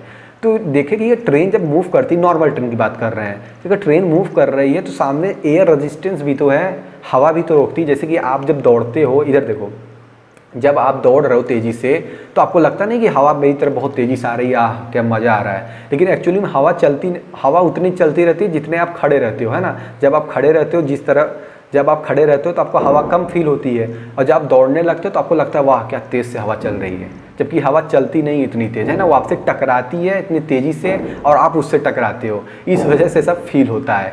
तो इनको लगा अच्छा एयर फ्रिक्शन है गाइस, एयर फ्रिक्शन को भी अगर ख़त्म कर दे तो मज़ा आ जाएगा। और उसको ख़त्म करने के लिए इन्होंने सोचा नहीं, इस ट्रेन को हम बाहर नहीं चला सकते, है ना, बाहर के इन्वायरमेंट चलाएंगे तो फिर कहाँ ख़त्म कर पाएंगे एयर, क्योंकि हर जगह एयर एयर रहेगा। हम इसको अपने कंट्रोल में अगर एयर को कंट्रोल करना चाहते हैं तो हमको इसको एक टनल में चलानी पड़ेगी, एक सुरंग में। जी हाँ, देखो कॉन्सेप्ट कैसे डिज़ाइन हो रहा है, न्यूटन के लॉ से स्टार्ट हुआ है, मैग्नेटिक फोर्स का कॉन्सेप्ट इन्होंने लगाया। अब ये देखो इन्होंने एक टनल बनाया, इन्होंने एक टनल का भैया डिज़ाइन चलो तैयार किया। अच्छा तो भैया इन्होंने एक टनल का डिज़ाइन तैयार किया कि भैया टनल बना देते हैं। अच्छा आपके दिमाग में आ रहा होगा भैया अरे टनल में तो वो रहेगा, है ना, टनल में एयर रहेगा, टनल के अंदर कहाँ से एयर गायब कर देंगे। भैया उसी चीज़ को करने के लिए इन्होंने टनल का कॉन्सेप्ट सोचा था कि वहाँ पे अब हम एयर को कंट्रोल कर पाएंगे अपने हिसाब से।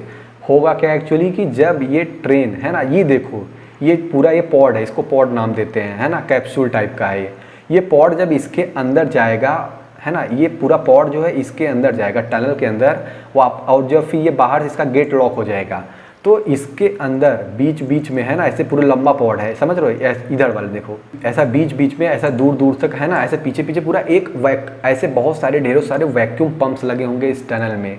वैक्यूम पंप्स क्या करेंगे, जब ये पॉड इधर से बंद हो जाएगा, जब ये पॉड अंदर जाके ये चैम्बर बंद हो जाएगा, बंद हो गया, ठीक है, टनल बंद हो गई अब, तो वैक्यूम पंप्स ऑन हो जाएंगे, बड़े बड़े वैक्यूम पंप्स हाई पावर के जो कुछ ही मिनटों में अंदर की टनल की सारी हवा को खींच लेंगे और एक अंदर वैक्यूम क्रिएट कर देंगे। पूरा सोच रहे हो ये कॉन्सेप्ट है, पूरा वैक्यूम क्रिएट कर देंगे। उससे क्या होगा, एयर ख़त्म अंदर, यानी एयर ख़त्म तो एयर रेजिस्टेंस ख़त्म। सोच रहे हो गाइस कितना फास्ट है ट्रेन, आपको जान के हैरानी होगी गाइस, आपको बता दे रहा हूँ ये ट्रेन का कॉन्सेप्ट डिज़ाइन हुआ और ये ट्रेन लॉन्च भी हुई, है ना, ऐसा नहीं है ये प्रोजेक्ट, ये सिर्फ कॉपी पेन पेपर का प्रोजेक्ट नहीं है, अब ये ऑलरेडी ये इस पर काम हो रहा है, ये बन रही है, चल रही है ना, इस पर अभी टेस्ट चल रहे हैं गाइस, लाइव टेस्ट चल रहे हैं ना, ऐसा बाहर प्रैक्टिकल चल रहा है। तो ये देखो गाइस एक्चुअली ये ट्रेन देखो 1220 किलोमीटर 1220 किलोमीटर पर आवर की रफ्तार इसकी बताई गई है। सोच रहे हो कितना 1200, इसका नाम दिया है हाइपर लूप, है ना, हाइपर लूप ट्रेन। अच्छा 1220 kilometre, imagine, can you imagine this कि कितना फास्ट है ये ट्रेन। अगर हम मान लो मोटा मोटा तौर पे 1200 किलोमीटर बस मान ले, तब भी सोचो 1 घंटा में 1200 किलोमीटर। अगर हम देखा जाए, अगर गाइस देखा जाए 60 मिनट में 1200 किलोमीटर, तो 1 मिनट में कितना, सोच रहे हो 1 मिनट में गाइस, हाँ बहुत से 20 किलोमीटर, यानी कि 1 मिनट में ट्रेन 20 किलोमीटर की रफ्तार से जा सकती है। इमेजिन कर पा रहे हो, मेरा घर यहाँ बनारस में है, जौनपुर यहाँ से 72 से 75 किलोमीटर दूर है मेरा गांव, ठीक है, जौनपुर में। मान लो 80 है, 1 मिनट में ट्रेन 20 किलोमीटर जा रही है, 80 किलोमीटर जाने में 4 मिनट, मात्र 4 मिनट गाइस। हाँ ऐसे मत सोचो, 4 ही मिनट, जितना टाइम में सुबह उठ के लोग व्हाट्सअप मैसेज गुड मॉर्निंग का सेलेक्ट करके भेजते हैं, उससे ज़्यादा टाइम तो लग जाता होगा, ये वहाँ ज़्यादा टाइम लग जाता होगा, लेकिन ये ट्रेन का टाइम फिक्स है और बहुत फास्ट है। 4 मिनट में हमको यहाँ से जौनपुर पहुँच जाएंगे, समझ रहे हो इस चीज़ को, तो कितना फास्ट है।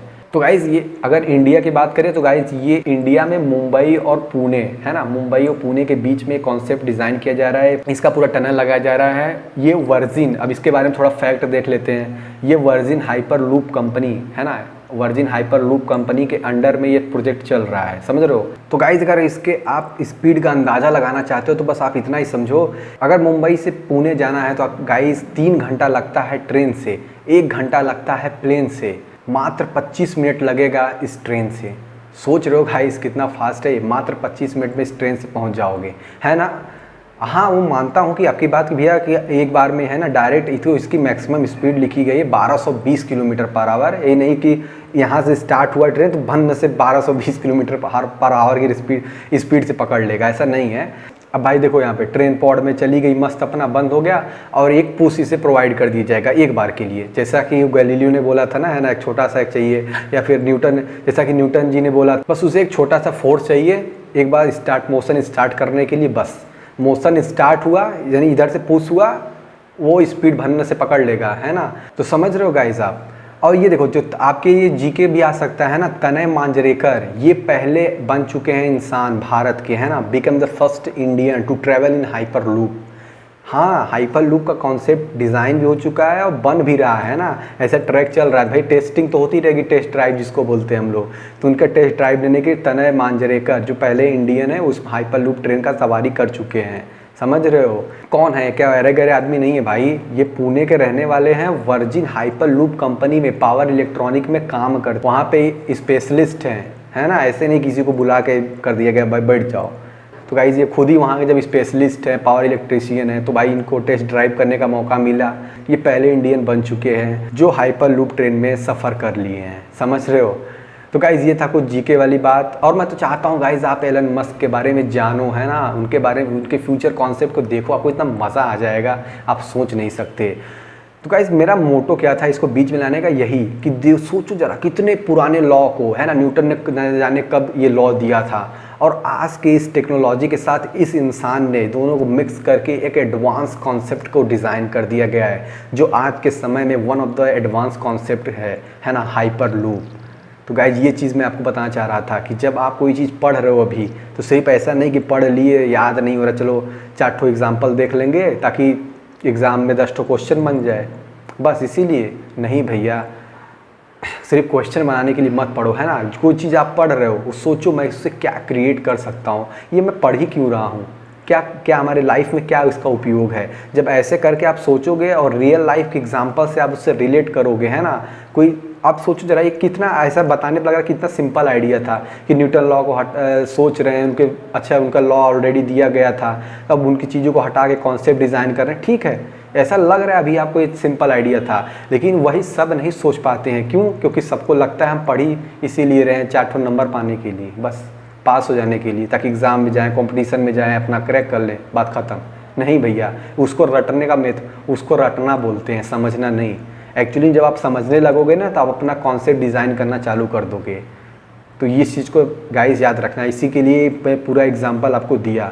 तो गाइज़ ये देखो इनर्शिया, मैं आपको बोल रहा था ना, मैं आपको इनर्शिया एकदम बढ़िया समझा दूंगा, अभी थोड़ा वेट करो, देखो आ गया वो समय। चलो इनर्शिया फटाफट देख लेते हैं। एक्चुअली में जो टर्म इनर्शिया है पहली बार गैलीलियो ने दिया था, वो एक्चुअली क्या था। सो गाइज़ इनर्शिया को समझना बहुत आसान है। जैसे कि कोई भी इंसान हो गया, उसकी क्या नेचर होता है, उसके अंदर कोई इंसान हो गया, उसके अंदर बहुत सारे नेचर होते हैं ना, कोई अच्छा होता है, कोई ख़राब होता है, कोई ज़्यादा बोलने वाला होता है, कोई कम बोलने वाला होता है, कोई क्या होता है, कोई क्या होता है, मतलब उसके अंदर एक अलग स्वभाव, हर इंसान के अंदर अपना अलग स्वभाव होता है, अपना एक अलग नेचर होता है ना उनके अंदर। लेकिन जो गाइज एक बोला जाता है कि इंसान के अंदर इंसानियत यानी ह्यूमैनिटी जो होती है वो कॉमन होनी चाहिए, सबके अंदर होनी चाहिए। तो ऐसे ही एक कॉमन टेंडेंसी ऑब्जेक्ट की भी होती है। टेंडेंसी मतलब प्रवृत्ति, है ना, टेंडेंसी को हिंदी में प्रवृत्ति बोलते हैं। तो गाइज ऑब्जेक्ट, कोई भी दुनिया का ऑब्जेक्ट है, उसके अंदर एक टेंडेंसी होती है जिसको इनर्शिया नाम दिया गया है ना, उस नेचर को इनर्शिया नाम दिया गया है। इनर्शिया को देखो हिंदी में हमने सर्च किया था तो लॉ ऑफ इनर्शिया को जड़त्व का नियम भी बोलते हैं। अब जो इसको हिंदी आती हो समझ में तो ये समझ ले, इसको जड़त्व का नियम भी बोलते हैं। तो गाइज हमारा मेन मकसद है इनर्शिया को समझना, है ना, लैंग्वेज बीच में नहीं आना चाहिए।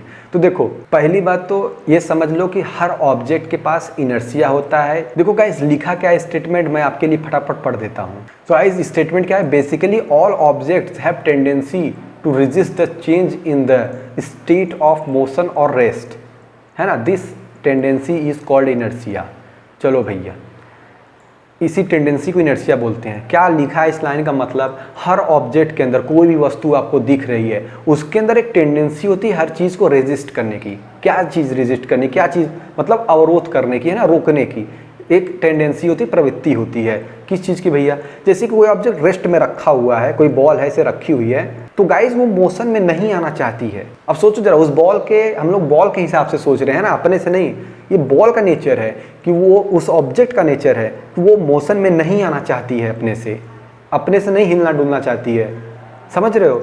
और कोई ऑब्जेक्ट जब मोशन में चल रहा है तो अपने से रुकना भी नहीं चाहता है। गैलीलियो ने ही कहा था जब एक बार चलना चालू हो गया तो चलता रहेगा, क्योंकि वही उस ऑब्जेक्ट की टेंडेंसी है, वही उस ऑब्जेक्ट की प्रवृत्ति है। जो चल रहा है वो चलता रहना चाहेगा, जो रुका है उसे रुकने दो भाई, है ना, उसको डिस्टर्ब मत करो, वो रुका रहना चाहता है।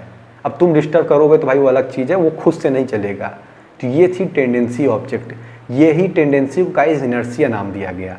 हर ऑब्जेक्ट के पास इनर्शिया होता है, लेकिन जैसे कि हर इंसान के पास इंसानियत होती है, किसी की कम होती, किसी की ज़्यादा होती है, वो डिपेंड करती है उसके संस्कार कैसे हैं, उसका संगति कैसा है। उसी तरह जो ऑब्जेक्ट की इनर्शिया होती है वो सबके पास है इनर्शिया, लेकिन किसी में कम है, किसी में ज़्यादा है। अब किस पे डिपेंड करती है वो यहाँ पे लिख दिया है साफ साफ कि इनर्शिया, क्या लिखा है कि inertia depends on the mass of body, है ना। इनर्शिया जो है बॉडी के मास पे डिपेंड कर रहा है। चलो भैया, जितना ज़्यादा मास होगा उतना ज़्यादा इनर्शिया होगा, या जिसका इनर्शिया ज़्यादा होगा उसका मास ज़्यादा होगा। आप ये समझ सकते हो। चलो और एक एग्जांपल लेके समझ लेते हैं इस चीज़ को। तो भैया खूबसूरत एग्जांपल मैं आपके सामने लेके आया हूँ, फटाफट इस चीज़ को देख लो, आपको इनर्शिया समझ में आ जाएगा कैसे मास से रिलेटेड है। ये देखो, ये कौन है, इनको सब जानते हो, ठीक। ये कौन है, इनको मैं भी नहीं जानता हूँ, पता नहीं आप जानते हो कि नहीं ये कौन है, पता नहीं, मैं फिगर लगाया हूँ समझाने के लिए। भैया देखो, जो ग्रेट खली हैं उनका मास ज़्यादा है, दिख ही रहा है, और इनका मास कम है। ये पहले तो हमको ऑब्जर्वेशन में दिख रहा है साफ साफ, ठीक। अब मैं पूछूं, जैसा कि गाइस स्टेटमेंट है कि इनर्शिया मास पे डिपेंड करेगा, जिसका मास ज़्यादा उसका इनर्शिया ज़्यादा, ठीक है भैया। अब इसका इस हिसाब से आप सिंपल बता दोगे ग्रेट खली का इनर्शिया ज़्यादा होगा और इसका कम होगा। एक्चुअली में और क्या है, कैसे समझे, कैसे फील करें, बस बड़ा सिंपल सा आंसर है। दोनों आदमी आपके सामने खड़े हों, आपको कहा जाए इन दोनों में से आप किसको बहुत आसानी से पीछे की तरफ ढकेल पाओगे, बहुत आसानी से आप किसको सेलेक्ट करोगे। मुझे पता है दौड़ के पहले इस आदमी को सेलेक्ट कर लोगे, है ना, इस बंदे को सेलेक्ट करोगे, बच्चे को जो दांत निकाल के हंस रहा है, इसको सेलेक्ट कर लोगे। क्यों? क्योंकि आपको लगेगा भाई इसका मास बहुत ज़्यादा है, इसको ढकेल पाना इनको इतना आसान बात नहीं होगी। यही पे कह रहा हूँ, जिसका मास ज़्यादा होगा उसकी बॉडी अपने आप गाइस, उसकी बॉडी के अंदर एक टेंडेंसी होती है उस चीज़ को रोकने को, है ना। अगर वो रेस्ट में खड़ा है तो वो रेस्ट में रहेगा, है ना। उसको रोकने के लिए बहुत ताकत, उसको मूव कराने के लिए जितना ज़्यादा मास होगा उतनी ज़्यादा आपको फोर्स लगानी पड़ेगी। इस चीज़ को समझो, यही इनर्शिया है, यही उस बॉडी की इनर्शिया है, समझ रहे हो। अच्छा, एक और तरीके से आप समझ सकते हो, दोनों मान लो आपकी तरफ आ रहे हैं, है ना, ये बंदा भी आपकी तरफ आ रहा है, मतलब ये ग्रेट खली भी आपकी तरफ आ रहे हैं चलते हुए ऐसे सीने तान के, और ये बंदा भी आपकी तरफ ऐसे दांत निकाल के ऐसे आपकी तरफ चलते हुए आ रहा है। अब आपको मैं एक सवाल पूछूं, बताओ किसको आप ऐसे हाथ करके रोक लोगे, बताओ, है जवाब? हाँ, फिर से आप सेलेक्ट करो भैया इस बंदे को तो मैं रोक ही लगूंगा, है ना, कितना अभी आ जाए ठीक है, हाथ लगा दूंगा तो बेचारा रुक ही जाएगा। लेकिन इनको रोक पाओगे? आपको लग रहा है ग्रेट खली को आप रोक पाओगे? नहीं, है ना। ऐसे सीना तान के कुचलते हुए आपको चल देंगे, आपको पता भी नहीं चलेगा।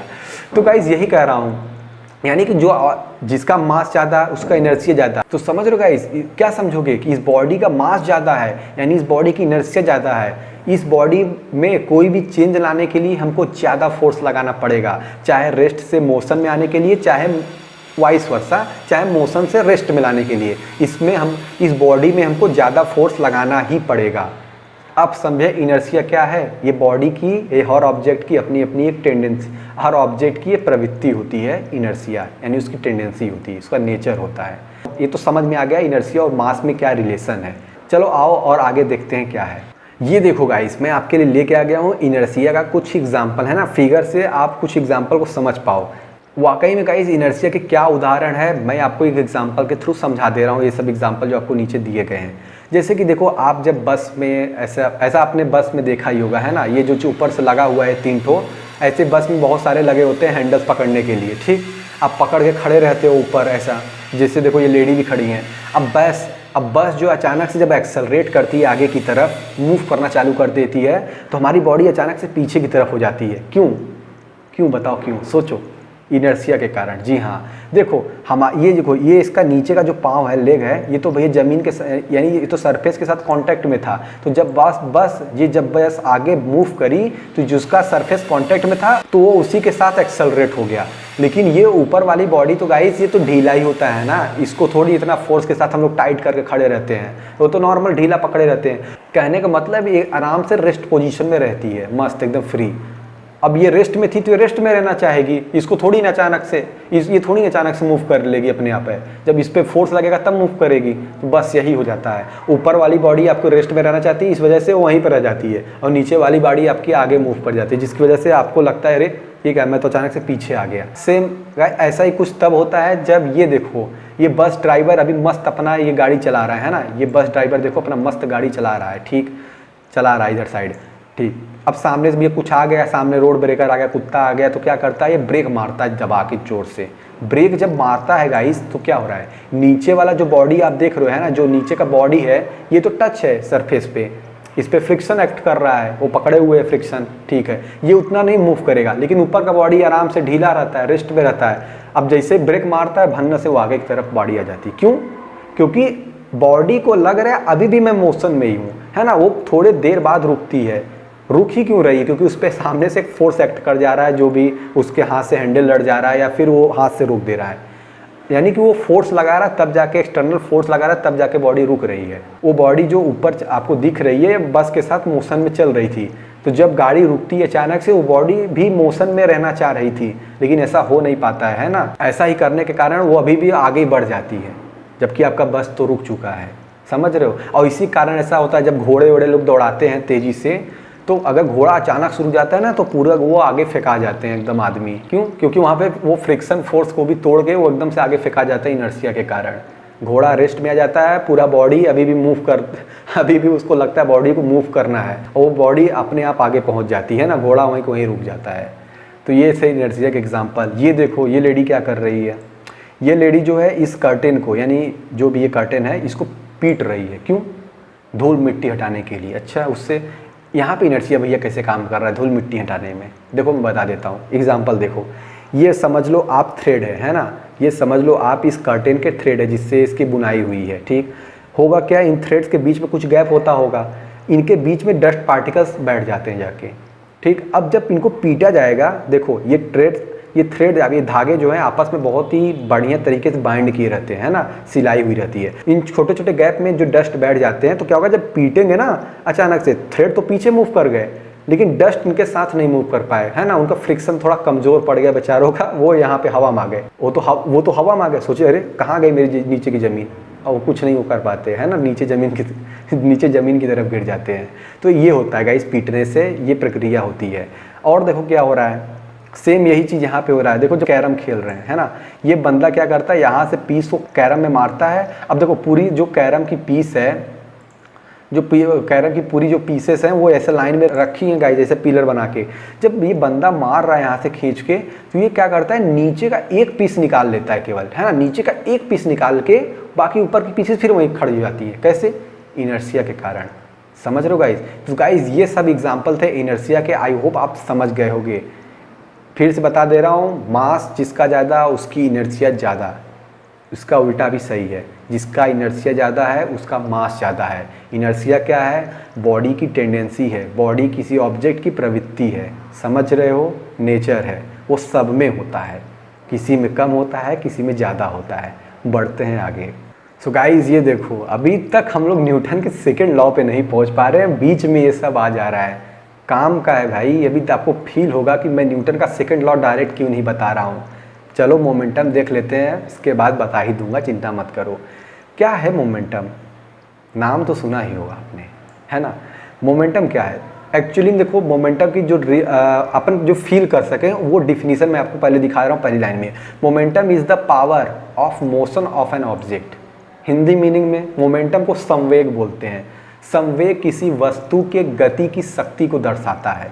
फिर से रिपीट कर रहा हूँ हिंदी में, संवेग किसी वस्तु की गति के शक्ति को दर्शाता है। चलो मिक्स करके बोलते हैं, कोई भी ऑब्जेक्ट जब आप फेंकते हो, है ना, जब वो मोशन में होता है, मोशन में होगा, ऑब्जेक्ट के पास मास ऑलरेडी होता है, कोई ऑब्जेक्ट है, फेंक देते हो वेलोसिटी पे आती है, तभी तो मोशन में है ऑब्जेक्ट। तो जब वो उसका मोशन है कितना पावरफुल है, इसी चीज़ को बताता है उसका मोमेंटम। समझ रहे हो? यानी किसी भी ऑब्जेक्ट जो मोशन में है उसका मोशन कितना पावरफुल है, कितना ताकतवर है, इसी चीज़ को दिखाता है मोमेंटम की वैल्यू, है ना। मोमेंटम की जो वैल्यूज़ आती हैं वो चीज़ बताती है भाई क्या मतलब इसके मोशन कितनी पावरफुल थी यार, कितनी ताकत थी, इस चीज़ को दिखाता है मोमेंटम। लेकिन ऐसा तो साइंस में नहीं लिखेंगे ना, ऐसा तो मतलब फिजिक्स के क्वेश्चन थोड़ी नहीं इससे सॉल्व हो पाएंगे। ये तो बस समझ गए अपन लोग, फील ले लिए। अब हम एक चीज़ देख पाए कि जो बॉडी थी, जो बॉडी मोशन में थी, उसके पास था क्या? मास था, वेलोसिटी था। तो गाइस जो मोमेंटम है वो मास और वेलोसिटी के प्रोडक्ट पे डिपेंड करता है, समझ रहे हो। ये है, यहाँ से बनेगा आपका फॉर्मूला मोमेंटम का। मोमेंटम को P से डोनेट करते हैं, इस चीज़ को याद रखना है ना। Momentum is donated bye P, जहाँ आपको P दिखे पैरेट मत समझ लेना, है ना, नहीं तोता बन जाओगे। P for momentum.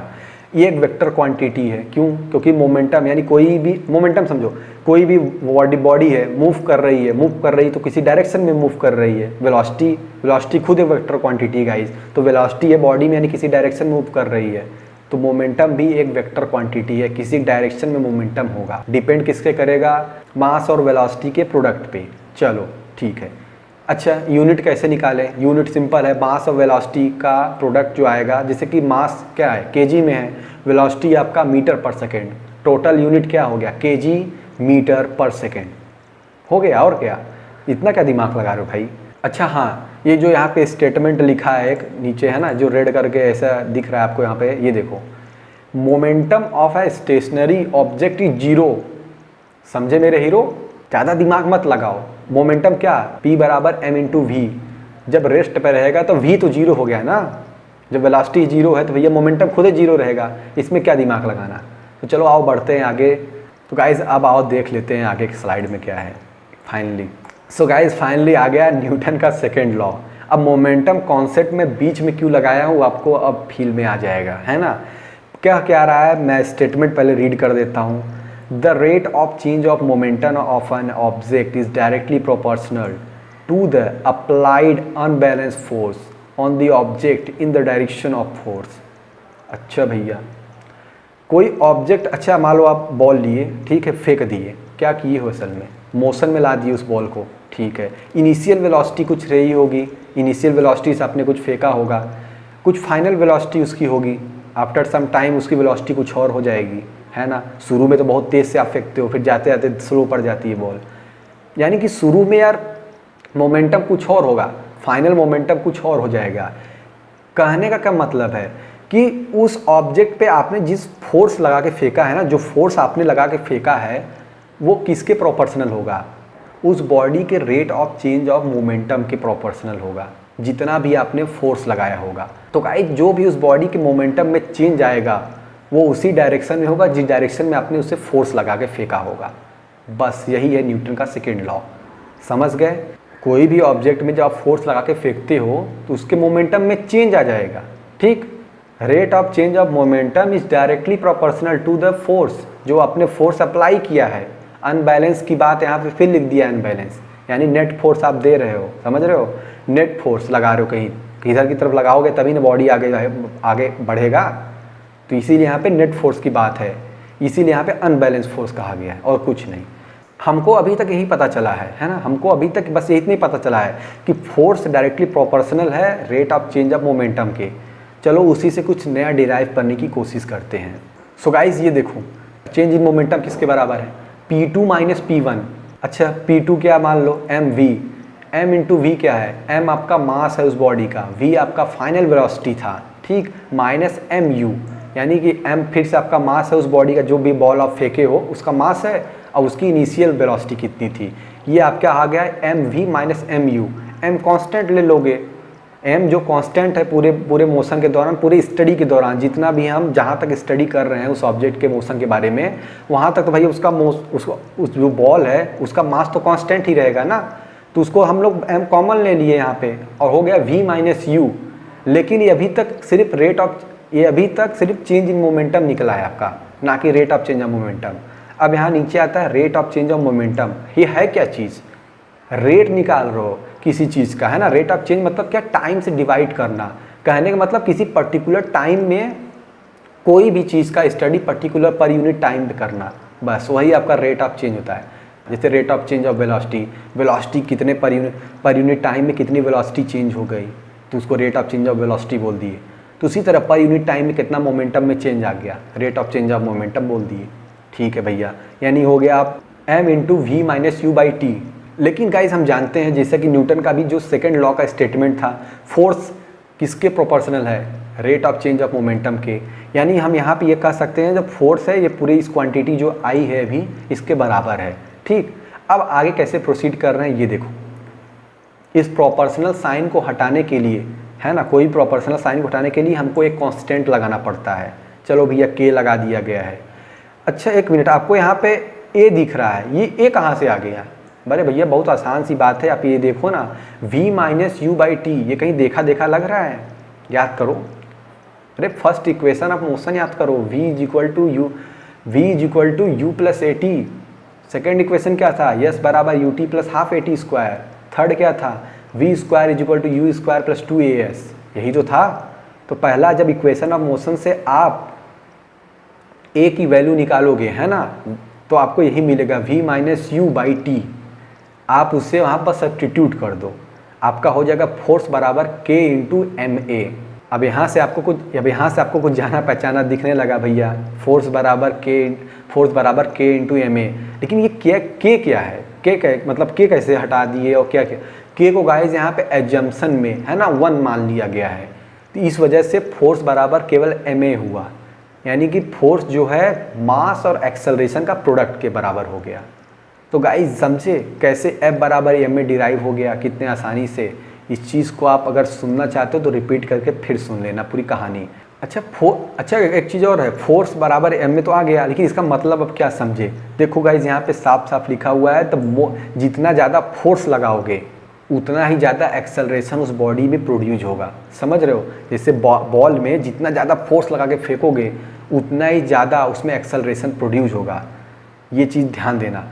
अब देखो एसआई यूनिट क्या निकली फोर्स की, यहाँ से जब फोर्स का भाई फार्मूला डिराइव हो गया, तो फोर्स का एक फार्मूला डिराइव हो गया एम में, तो वहाँ से एसआई यूनिट भी डिराइव हो जाएगा। जैसे पी का हमने किया था, पी का क्या था? केजी मीटर पर सेकेंड। इसका देखो केजी मीटर पर सेकेंड स्क्वायर, क्यों? एक्सेलरेशन का यूनिट होती है मीटर पर सेकेंड स्क्वायर, इस वजह से।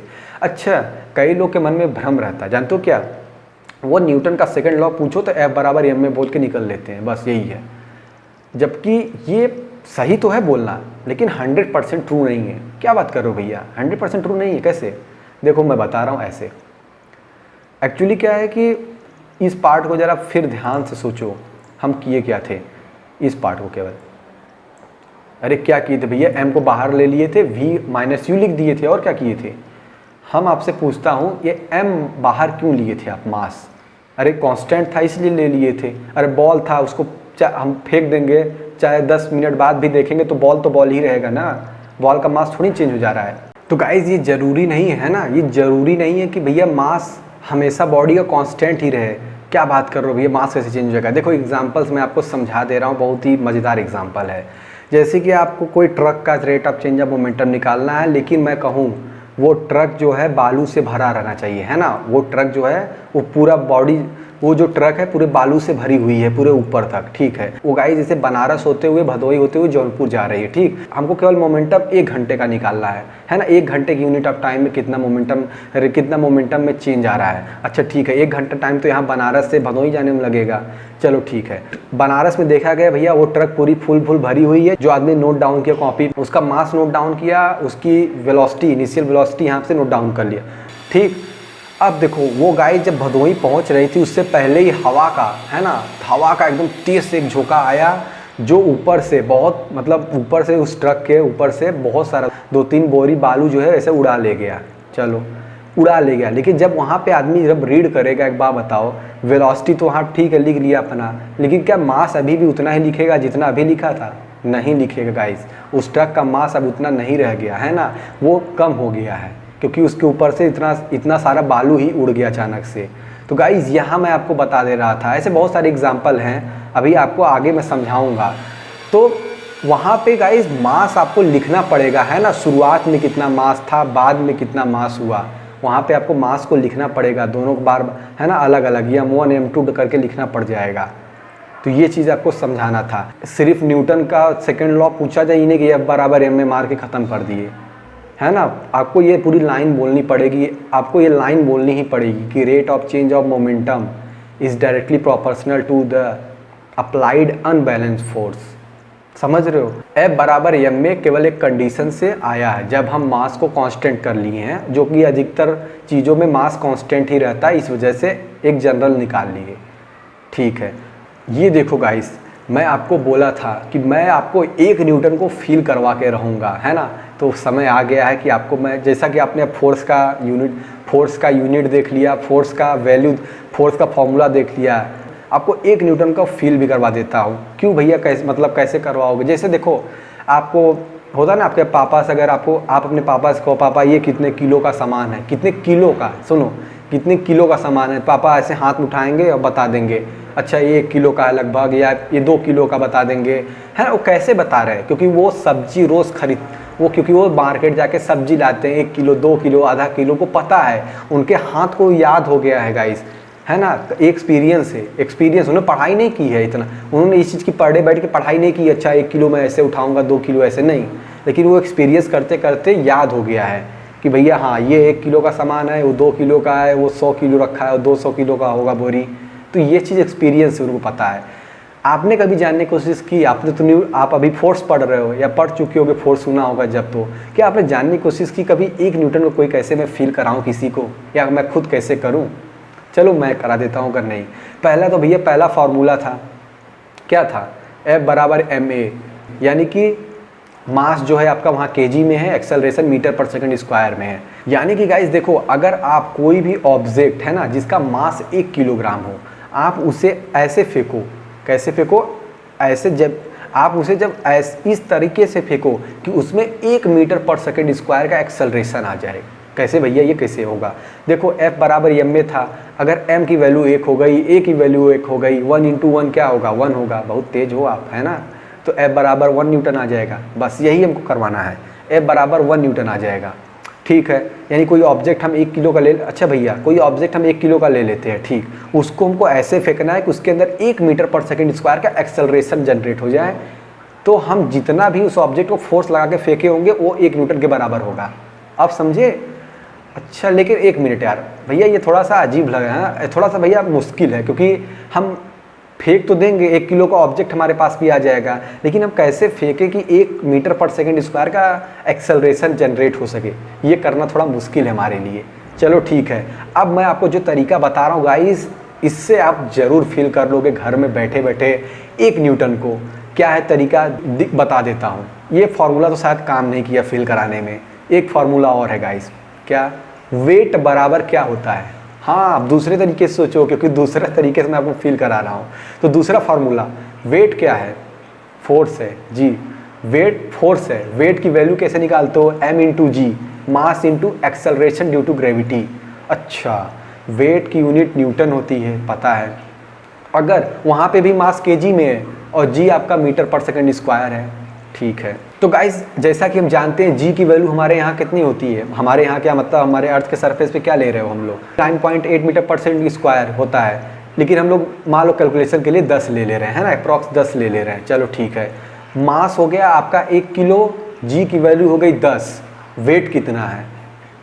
10 न्यूटन, सही है, 10 न्यूटन, हाँ 10 न्यूटन। मतलब कि क्या समझे, 1 किलोग्राम पे, है ना, 1 किलोग्राम ऑब्जेक्ट पे वेट कितना लग रहा है? 10 न्यूटन का गाइस।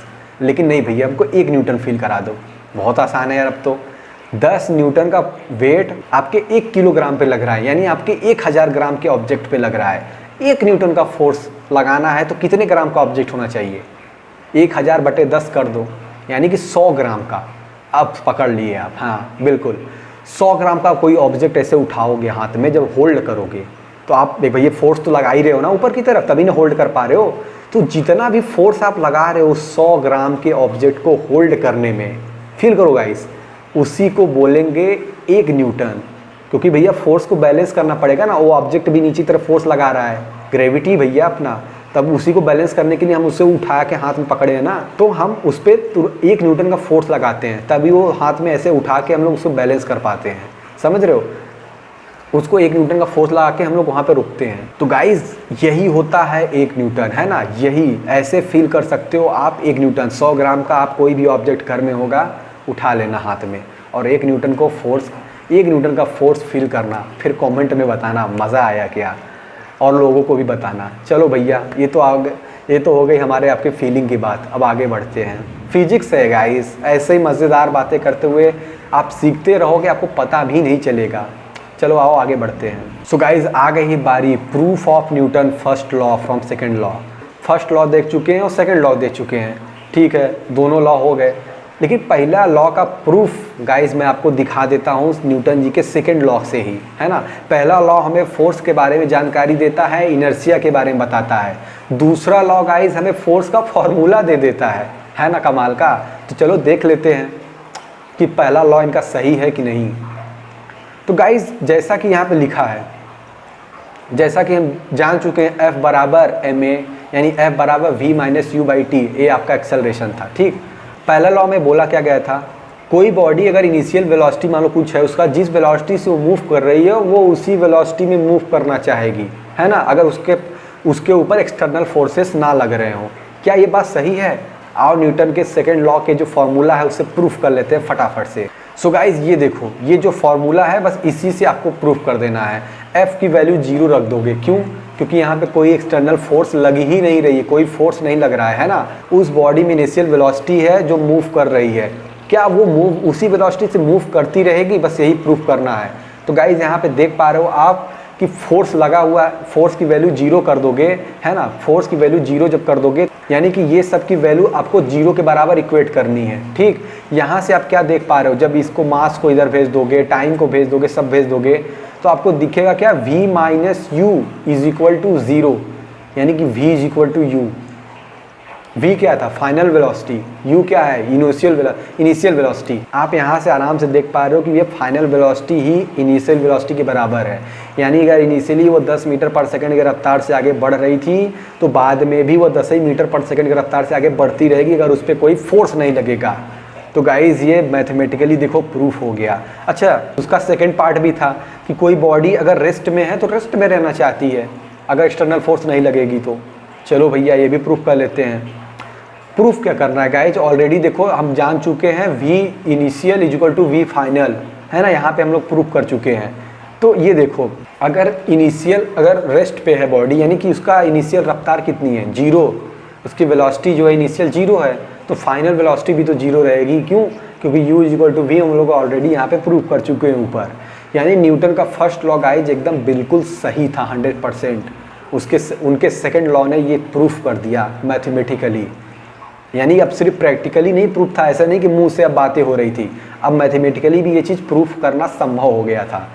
सो गाइज ये आ गया है, ये तो सबका प्यारा, सबसे प्यारा लॉ है ना, सबको बहुत पसंद रहता है। Newton third law of motion इसलिए पसंद रहता है क्योंकि इसको समझना आसान है और इसको बोलना भी बहुत आसान रहता है। तो गाइज ये देखो न्यूटन का थर्ड लॉ ऑफ मोशन, मैं इसका स्टेटमेंट आपके लिए रीड कर दे रहा हूँ फटाफट। Newton third law of motion state that every action has an equal and opposite reaction, ठीक है। Action and reaction forces are equal, opposite and acting on different bodies.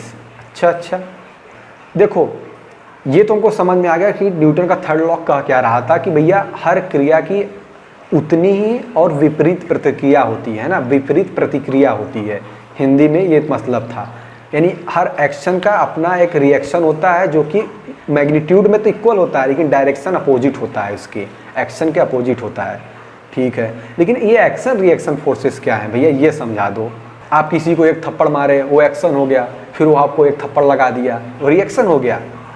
ना ना ना ना, ये ऐसे नहीं समझना है। एक्शन रिएक्शन फोर्सेस एक ही पॉइंट ऑफ टाइम पे एक्ट करती हैं गाइस, है ना। जब आप उसे गाल पे एक थप्पड़ मारते हो, यानी आपके हिसाब से अगर आप एक्शन कर रहे हो तो उसी वक्त गाइस रिएक्शन होता है। समझ लो ये आपके दुश्मन का गाल है, आप इससे चपाट लगा रहे हो, ठीक। जब आप उसे मारते हो, आपने एक्शन किया उसके गाल पे, लेकिन उसके गाल ने भी आपके उसी वक्त, उसी समय उस हाथ पे रिएक्शन लगा दिया, जिससे आपको चोट लगती, हाथ में दर्द महसूस होता है।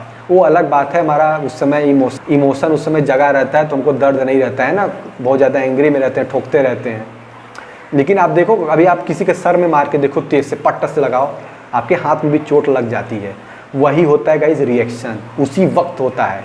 और जिसका मैग्नीट्यूड सेम रहता है ना, मैग्नीट्यूड सेम रहेगा, यानी अमाउंट ऑफ जो फोर्स लग रहा है, जितना आप उसको मार रहे हो उतना ही आपके हाथ में भी लग रहा है। ये बड़ी बात है। इसमें बड़ी बात क्या, मैं आपको बताता हूँ। और अपोजिट डायरेक्शन में तो दिख ही रहा है, क्योंकि आप इधर लगा रहे हो, वो इधर लगा रहा है, वो तो अपोजिट डायरेक्शन है, लेकिन इक्वल मैग्नीट्यूड में है। भैया ये चीज़ कैसे, मतलब समझ नहीं आ रहा। आप किसी को गाल पे मारते हो तो बेचारा रोने लगता है मुंह बना के, हमारे हाथ को उतना नहीं लगता है। और वो अलग बात है भैया, वो अपने अपने मजबूती पे होता है ना, अपने अलग अलग बॉडी के सेंसेस होते हैं। किसी के आँख में ऐसे धीरे से उंगली कर दो, आँख फूट जाएगी, रोएगा बेचारा 4 दिन तक, लेकिन किसी को ऐसे हाथ में करो थोड़ी ना वो चिल्लाना चालू कर देगा। तो अपना अलग अलग सेंसेस है, लेकिन फोर्स आप उतना ही लगा रहे हो, समझ रहे हो? यही मैं कहना चाह रहा हूँ, फोर्स उतना ही लग रहा है।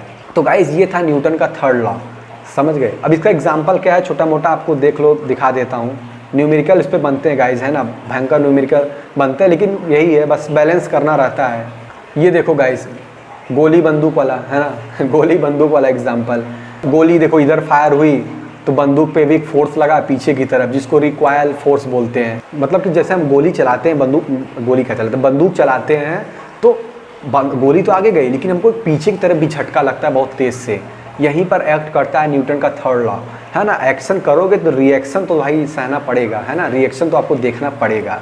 और यहाँ पे देखो, एक्शन रिएक्शन के कारण ही आदमी चल पाता है। जी हाँ, बिल्कुल। इंसान, अगर आपको पूछा जाए आप चल कैसे पाते हैं, पैर से नहीं, मतलब पैर से तो चल ही रहे हैं आप, एक्चुअली एक्शन और रिएक्शन फोर्सेस के कारण चल पा रहे हैं। कैसे भी, कैसे कैसे देखो, आप जब चल रहे हो, ये देखो, जब आप चलते हो ना तो आप क्या कर रहे हो, आप ज़मीन को पीछे ढकेल रहे हो, लेकिन फ्रिक्शन फोर्स होने के कारण गाइस ज़मीन आपको आगे ढकेल देता है। आप अभी जहाँ बैठे हो, बैठ के देख रहे हो ना, तो बैठ के देख रहे हो तो खड़े हो जाओ और थोड़ा चलने की कोशिश करो, आप फील करो उस चीज़ को। मैं क्या कह रहा हूँ, आप ज़मीन को देखो पीछे की तरफ पुश कर रहे हो और आप आगे होके खुश हो जा रहे हो, बस। तो गाइस यही था, है ना, यहाँ पे एक्शन और रिएक्शन फोर्सेस काम कर रही हैं। और कहाँ देखने को मिलता है एग्जाम्पल, ये देखो, ये बंदा जब इस नाव से आगे की तरफ कूदता है तो नाव पीछे की तरफ पुश हो जाती है। इस एग्जाम्पल को अगर आप ज़मीन को तो भैया पुश नहीं कर पा रहे हो पीछे, लेकिन आप उसको फील कर सकते हो ये नाव वाले एग्जाम्पल से, कि जब नाव से आप उतरते हो ना आगे की तरफ, तो नाव अपने आप देखो, नाव कितना तेज़ी से पीछे की तरफ पुश हो जाती है, समझ रहे हो गाइस? और देखो, अगर पूछा जाए भैया चिड़िया कैसे उड़ पा रही है ना, चिड़िया कैसे उड़ रही है, तो कर क्या रही, पंख से तो उड़ रही, कि करती क्या है, क्यों पंख चलाना पड़ रहा है बेचारी को, क्यों? क्योंकि हवा को काटना पड़ता है गाइस, हवा पे फोर्स लगाना पड़ता है। हवा को जब वो नीचे की तरफ पुश करती है तो हवा उसे आगे की तरफ पुश कर देती है उतने ही फोर्स से, समझ रहे हो? अब चिड़िया हल्की है भाई, इस वजह से वो भनभना के ऊपर की तरफ उड़ जाती है। तो यहाँ पे एक्शन रिएक्शन आपको देखने को मिलता है। और देखो भाई, ऐसे ढेरों एग्जाम्पल है गाइस, है ना, ऐसे समझते रहो, मज़ा लेते हो, रियल लाइफ एग्जाम्पल्स हैं। ये देखो, ये स्विमिंग कर रहा है बेचारा, कर क्या रहा है, एक्शन कर रहा है हाथ से। अब बिना मारे अगर आपको मैं हाथ काट दूँ, मतलब अगर मैं आपका हाथ बांध दूँ, है ना, काटने की नहीं, छोड़ो, रहम कर देता हूँ, हाथ बांध दूँ, अब बताओ स्विमिंग कर पाओगे? पैर भी बांध देता हूँ, चलो लो, पैर बांध के भी छोड़ दूंगा ना तो अब डूबने लगोगे वहीं पर। तो क्यों हाथ पैर चाहिए भाई? क्योंकि आपको पानी को पीछे ढकेलना पड़ेगा, है ना। आप क्या कर रहे हो स्विमिंग में, पानी को ऐसे ऐसे पीछे ढकेल रहे हो, तो पानी आपको आगे पुश कर दे रहा है फटाफट, तो आप इस वजह से स्विमिंग कर पाते हो, समझ रहे हो? तो Newton third law of motion के एग्जांपल आपको दिख गए गाइस, समझ में आ गया होगा कहाँ पे एक्शन रिएक्शन फोर्सेस काम कर रही हैं। आप दौड़ते हो तो आप अपना हाथ ऐसे ऐसे करते हो, क्यों कर रहे हो? क्योंकि आप हवा को काट रहे हो, आप हवा को गाइस पीछे की तरफ ढकेल रहे हो, जिससे आपको एक आगे की तरफ पुश मिल रहा है, यानी वहाँ पे भी एक्शन और रिएक्शन फोर्सेस का एक्ट कर रही हैं। बढ़ते हैं आगे। सो गाइस चलो अब बात कर लेते हैं फटाफट, किसकी बात है, कंजर्वेशन ऑफ मोमेंटम की बात कर लेते हैं। क्यों भैया, मोमेंटम के बाद ही क्यों नहीं डायरेक्ट पढ़ा दिया? नहीं, क्योंकि यहाँ पे न्यूटन के थर्ड लॉ का ना यूज है भाई थोड़ा सा, तो इसके लिए कंजर्वेशन ऑफ मोमेंटम न्यूटन के थर्ड लॉ के बाद ही मैंने स्लाइड लगाया है, ताकि आप इसे और अच्छे से समझ पाओ। तो गाइस चलो स्टार्ट करते हैं फटाफट ये चीज़। देखो पानी तो बहुत तेज़ बरस रहा है यार इस समय, बाहर की कोई बात नहीं, हम लोग यार पढ़ते रहेंगे, है ना, आप लोग भी बैठे हो सुनते रहो कहानी को मज़ेदार तरीके से। अच्छा तो गाइज ये क्या रहा है, जो total momentum of an isolated system is conserved. अब पहली बात तो आइसोलेटेड सिस्टम क्या होता है अगर आपको पता होगा तो ठीक है, चलो अच्छा सिस्टम ही जान लेते, पहले सिस्टम क्या होता है। देखो हम जिस भी चीज़ पे रिसर्च कर रहे हैं, जिस भी चीज़ की हम रीडिंग कर रहे हैं ना, जितने भी चीज़ों पर, उसको हम सिस्टम मानते हैं। उसको छोड़ के जैसे हमको कार की वेलोसिटी की रीडिंग करनी है, कार का एक्सेलरेशन रीडिंग करना है, तो जो कार हो गया पूरा ना वो हमारा सिस्टम हो जाएगा। उसको छोड़ के बाकी जो चीज़ें होंगी बाहर की, वो सब गाइस सराउंडिंग बन जाएंगी, आपका इन्वायरमेंट बन जाएगा, समझ रहे हो। तो यही बोल रहा है। अब आइसोलेटेड सिस्टम का मतलब क्या है, यहाँ पे लिखा है आइसोलेटेड का मतलब क्या है। आइसोलेटेड सिस्टम का मतलब होता है जिसपे नेट एक्सटर्नल फोर्स जीरो हो, मतलब उस सिस्टम पे नेट एक्सटर्नल कोई फोर्स ना लग रही हो। गाइस कोई नेट एक्सटर्नल फोर्स ना लग रही हो, मतलब फोर्स तो लग सकती है लेकिन नेट एक्सटर्नल फोर्स जीरो हो जाएगा। अब कैसे भैया, देखो फोर्स तो ये भी लग रही, इधर से 300 न्यूटन, इधर से भी 300 न्यूटन, लेकिन नेट फोर्स पूछा जाए कितना है तो भैया 0 है। तो गाइज ये चीज़ है। नेट फोर्स का मतलब क्या है, जब फोर्सेस अनबैलेंस होती है तो वहाँ पे नेट फोर्स का कॉन्सेप्ट आया था। तो यहाँ पे क्या कर रहा है, आइसोलेटेड सिस्टम वो सिस्टम होगा जिस पे नेट फोर्स 0 होगी, है ना, यानी कि ये सारी फोर्सेस आपस में बैलेंस करके 0 बना लेंगे। ये कह रहा है गाइज कि जो आइसोलेटेड सिस्टम होगा उसका जितना भी टोटल मोमेंटम होगा ना, जो भी फाइनल मोमेंटम, इनिशियल मोमेंटम, वो कंजर्व्ड होगा, यानी जितना पहले होगा उतना ही बाद में भी होगा। ये कहने का मतलब है। अगर इस चीज़ को समझना चाहते हो तो बहुत ही बढ़िया एग्जांपल है मेरे पास, कोलिजन ऑफ 2 बॉल्स, है ना, ए एंड बी। चलो आप समझते हैं फटाफट से। देखो भैया 2 बॉल का कोलिजन कराया गया है ना, यहाँ पे M1 बॉल है और M2 बॉल है, ठीक है, मासेस अलग अलग हैं। पहले M1 का वेलोसिटी V1 है, M2 का वेलोसिटी V2 है। दोनों बॉल आई आपस में टकराई। अब टकराएंगी भैया, कुछ तो वेलोसिटी में चेंज आएगा। मान लो बॉल ऐसे टकराई वैसे वापस चली गई, चलो ठीक है। ये देखो आपका M1 वाला बॉल है ना, इसकी फाइनल वेलोसिटी कुछ और हो गई, इसकी फाइनल वेलोसिटी कुछ और हो गई। चलो अब देखो तो उससे क्या करें अब, मतलब ठीक है भैया, कुछ वेलोसिटी टकराई शुरुआत में, फिर उनकी वेलोसिटी चेंज हो गई, आपस में चली गई, तो उससे क्या करें अब, क्या सीखें, क्या डिराइव करें। देखो न्यूटन का 3rd लॉ क्या बोलता था कि जितना भी एक्शन फोर्स होंगी वो रिएक्शन फोर्स आपस में मैग्नीट्यूड में बराबर होंगी। समझ रहे हो, यानी कि देखो FAB का मतलब क्या होता है, force on A due to B। समझ रहे हो, फोर्स ऑन, अगर इसको A मान लो, आप M1 को A मानो, तो force on A due to B, यही आपका होगा FAB, यानी A पे कितना फोर्स लग रहा है B के द्वारा, ये बराबर होगा किसके, B पे कितना फोर्स लग रहा है A के द्वारा। एक्शन रिएक्शन फोर्सेस बराबर ही होंगी जब टकराएंगी, है ना, टकराएंगी तो दोनों पे बराबर ही फोर्स लगेगा। अब देखो माइनस साइन यहाँ पे लगाया गया, इस चीज़ को नोट करना गाइस आप लोग। माइनस साइन इसलिए लगाया गया है ताकि हम ये दिखा सके भैया कि हाँ उसकी डायरेक्शन अपोजिट रहती है, मैग्नीट्यूड तो बराबर है, डायरेक्शन अपोजिट है, इस वजह से माइनस साइन लगाया गया है। चलो भैया ये तो समझ में आ गया, ये तो न्यूटन का 3rd ही लॉ है। तो इससे क्या, अब देखो F क्या था, फोर्स क्या था गाइस, M × A, बस यही यहाँ पे किया गया है और कुछ नहीं। इसी का प्रयोग करके यहाँ से कुछ डिराइव करने की कोशिश की जा रही है ना।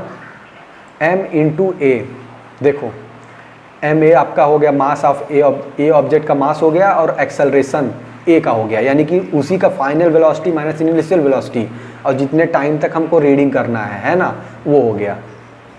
चलो इसका फोर्स निकल गया, उसी तरह इसका भी फोर्स निकाल लो, mass of ball B and acceleration of ball B, इसका प्रोडक्ट कर दो M × A। तो गाइस ये क्या आ गया, इसका फोर्स इज इक्वल टू इसका फोर्स, मैग्नीट्यूड बराबर था तो मैग्नीट्यूड बराबर कर दिया। अब देखो जब इस चीज़ को सॉल्व करोगे आप, है ना, टी को इधर भेजोगे, सब टी तो कैंसिल होना है, क्योंकि टी बराबर है, सेम टाइम के लिए हम लोग रीडिंग कर रहे हैं दोनों बॉल पे, ठीक है, टी बराबर हो जाएगा। इसका फाइनल वेलोसिटी के साथ देखो ये अंदर मल्टीप्लाई होगा, देखो गाइज ये M में जो होगा इसके साथ मल्टीप्लाई होगा, इसके साथ मल्टीप्लाई होगा, ठीक है। उसी तरह गाइज MB जो है अंदर इसके साथ मल्टीप्लाई होगा, इसके साथ मल्टीप्लाई होगा, ठीक है। जब ये मल्टीप्लाई करके गाइज आप सॉल्व करोगे तो आपको एक चमकती हुई इक्वेशन दिखेगी, है ना, ये चमकती हुई इक्वेशन आपको फॉर्म होगी। अभी कॉपी पे आप बना लेगा, आपको यही दिखेगा। इसको पढ़ोगे कैसे, M1U1 प्लस M2V2, है ना, M1U1 plus M2U2 is equal to M1V1 plus M2V2। ये क्या है एक्चुअली में, मास इनिशियल मोमेंटम है दोनों का, और कुछ नहीं है। ये जितना इनिशियल मोमेंटम है, मोमेंटम क्या चीज़ था, मास इंटू वेलोसिटी, यही तो था मोमेंटम। ये देखो ना, ये पहले का मास, पहले की वेलोसिटी, दूसरे का मास, दूसरे की इनिशियल वेलोसिटी, यही तो है। तो इधर साइड जितना इनिशियल चीज़ है, इधर साइड जितना फाइनल चीज़ है, बस। ये देखो ये फाइनल मोमेंटम है गाइस, ये इनिशियल मोमेंटम है, और ये दोनों देखो इक्वल हो गई, यानी कि यही आपका मोमेंटम कंजर्व हो गया। Final momentum is equal to initial momentum, यही आपका हो गया law of conservation of momentum, और कुछ नहीं। बस आपको ये नहीं याद रखना है M1V1, ये सब मत याद रखो, बस इतना याद रखो, जितना पहले मोमेंटम होगा ऑब्जेक्ट का टकराने के पहले, उतना ही कोलिजन के बाद भी उतना ही मोमेंटम होगा। समझ गए। सो गाइज ये चीज़ आप देख ही चुके हो, टकराने के पहले जो है इनिशियल मोमेंटम जितना रहेगा उतना ही टकराने के बाद, है ना, टकराने के बाद जो होगा उनका मोमेंटम आपस में बराबर हो जाएगा, और इसी चीज़ को law of conservation of momentum बोलते हैं। तो गाइज इस चीज़ को आप समझ लेना, यानी P1 is equal to P2 रहेगा, बस यही आपका law of conservation of momentum है। सो गाइज आओ फटाफट एग्जांपल्स की बात कर देते हैं। जो रॉकेट आपका जो गाइज है ना, रॉकेट उड़ता है या मिसाइल हो गया, वो इसी पे law of conservation of momentum पे एक्ट करता है, इसी पे काम करता है, इसी प्रिंसिपल पे वो वर्क करता है। कैसे भैया? देखो जो गैस है ये पीछे की तरफ है ना, ये गैस जो है जब ये रॉकेट इनिशियली जीरो रहेगा भैया, इनिशियली क्या है, रेस्ट रहता है। रॉकेट क्या रहता है भाई, रेस्ट पे रहता है ना, तो रेस्ट पे रहेगा, इनिशियल मोमेंटम तो जीरो हो गया उस रॉकेट का, ठीक है। अब लेकिन जब लॉन्च होता है गाइस, तो गैस देखो पीछे की तरफ, पहली बात तो न्यूटन का थर्ड लॉ यहाँ पे लग जाता है। गैस गाइस पीछे की तरफ निकलती है, यानी पीछे की तरफ एक्शन करती है, जिसके रिएक्शन में रॉकेट आगे की तरफ पुश हो जाता है, और होता ही रहता है क्योंकि गैस पीछे से निकलती रहती है। तो यहाँ पे न्यूटन का थर्ड लॉ काम कर रहा है और कंजर्वेशन ऑफ मोमेंटम पे वर्क कर रहा है। क्यों? क्योंकि सारी एक्सटर्नल फोर्सेस जीरो हैं, समझ रहे हो, इस पर कोई एक्सटर्नल फोर्स नहीं लग रही है, यानी जितना वो गैस पीछे इजेक्ट हो रहा है उतना वो आगे पुश होती जा रही है, बस यही था। तो इस पर law of conservation of momentum आपको लगा देना है, यानी कि पी इनिशियल आपको जीरो रख देना है।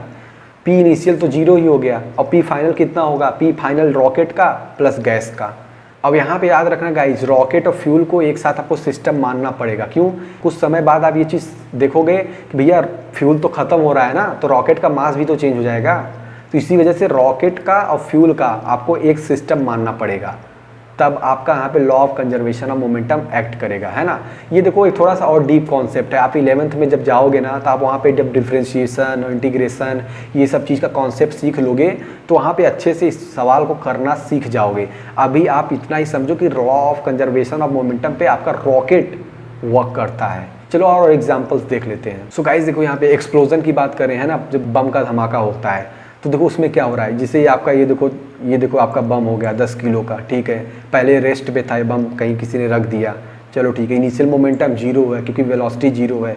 आफ्टर कुछ टाइम क्या हुआ कि भैया फट गया, तो भैया 6 किलो आपका इधर फेंका गया, है ना, 6 किलो इस साइड चला गया और 4 किलो इस साइड चला गया। लेकिन जो 4 किलो गया आपका एक टुकड़ा, जो 4 किलो आपका इस साइड गया है, उसकी वेलोसिटी आपको दी गई है 21 मीटर पर सेकेंड। इधर वाले की पूछ रहा है भैया इधर वाली वेलोसिटी कितनी होगी। ये सवाल को सॉल्व करने के लिए आप law of conservation of momentum को यूज कर सकते हो, है ना, बहुत ही आसान है। देखो law of conservation of momentum क्या कहता था, P initial equal to P final. तो पी इनिशियल जो जीरो हो गया, पी फाइनल कितना होगा, जितना इस ऑब्जेक्ट का पी फाइनल लिख लो और इस ऑब्जेक्ट का पी फाइनल लिख लो, बस।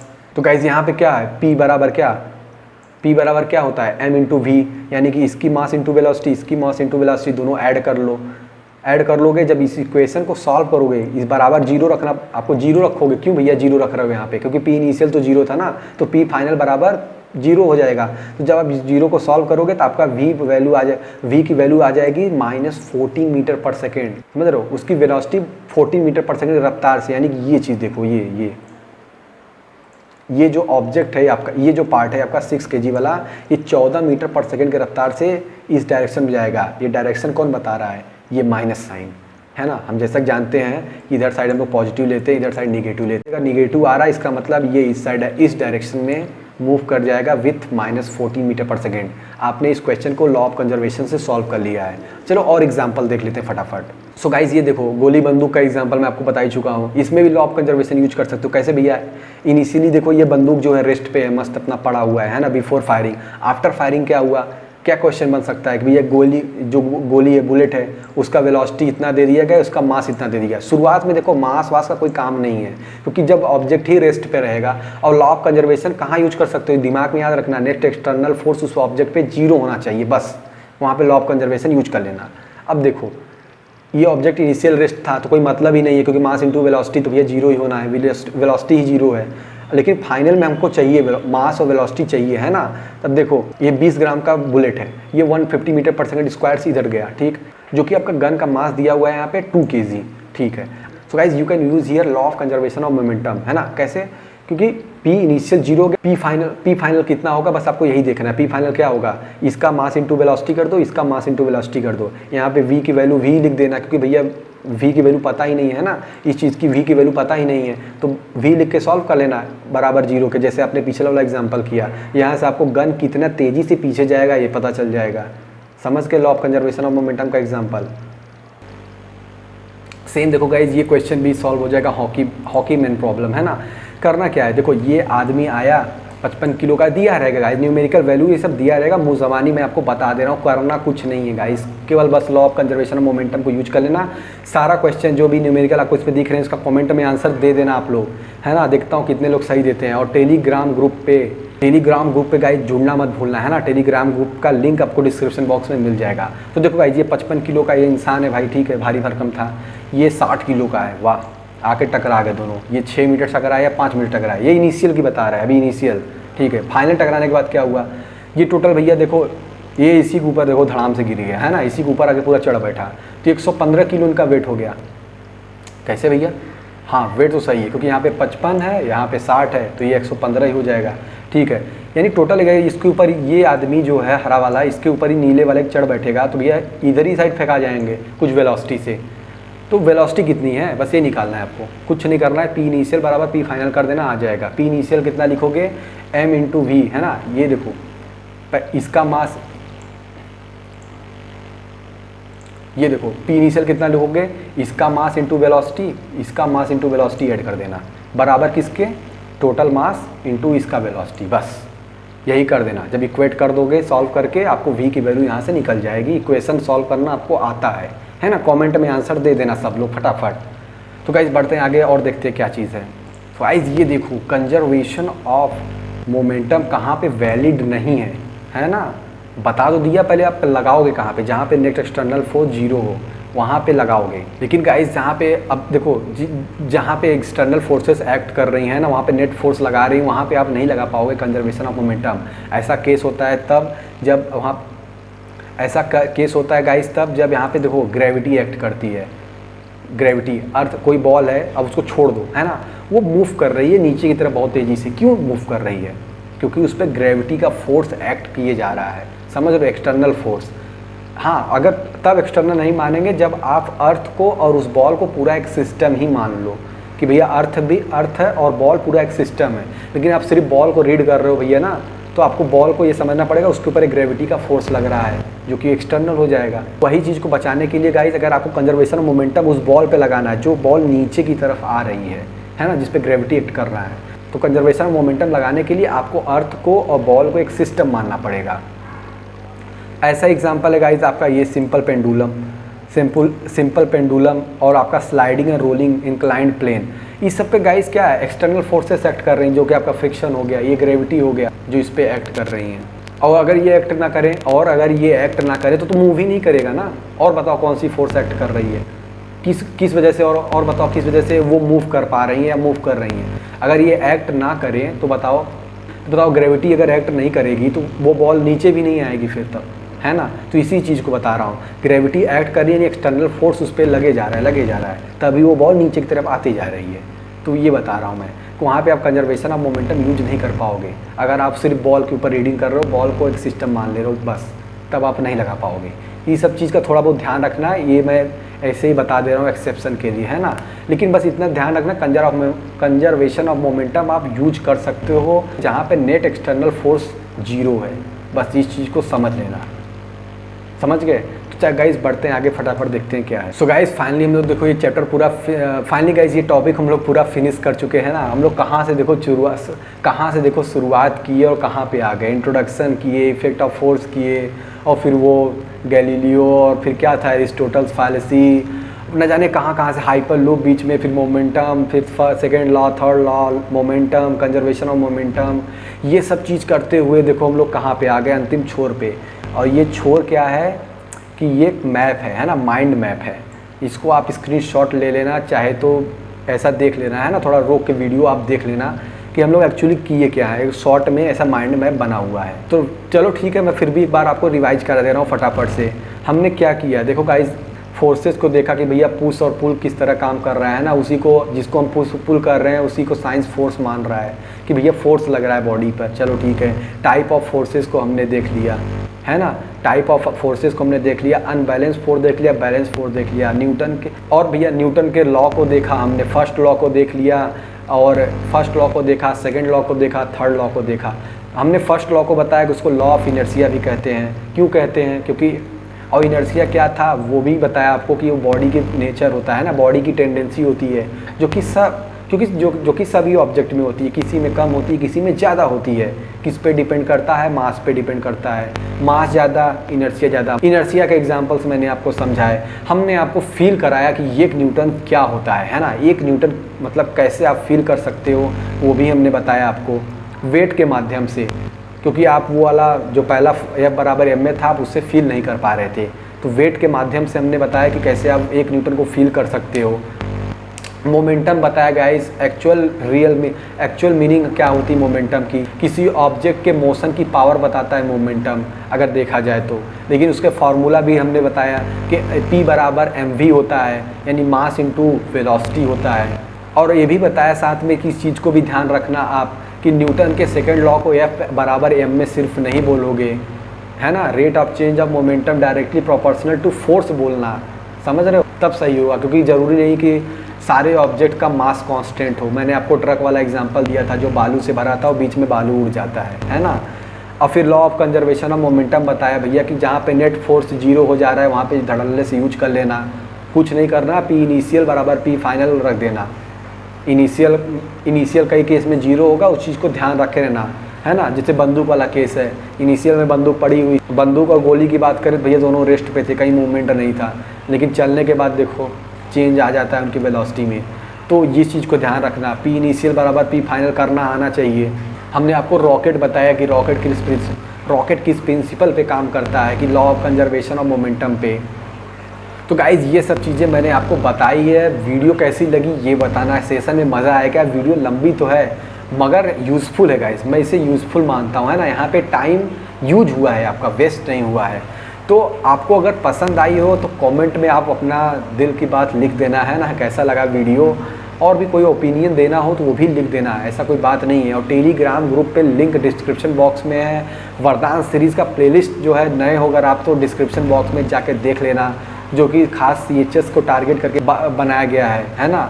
सो गाइस अगर मेहनत मेरी पसंद आई हो तो ये सब चीज़ करते रहना, है ना। ये सब क्योंकि देखो गाइज आप ये सब चीज़ करते हो तो उससे में पता चलता है क्योंकि भैया हाँ ये वीडियो सही जा रहा है, ये वीडियो सही बना है, ये आपके यूज़फुल के लिए है ना, ये आपके यूज़ के लिए आपको हेल्पफुल है। तो ये सब चीज़ आपको कर देना है गाइज़। बाकी गाइज़ आपको जिस टॉपिक में भी डाउट है आप उसको कमेंट में लिखते रहना, है ना। मैं कोशिश करूँगा। ये तो न्यूटन लॉ मेरा फेवरेट था guys, one of the favourite. इससे थोड़ा लंबा खिंचा गया बात करते करते, है ना, कब समझ ले गए पूरा पता ही नहीं चला।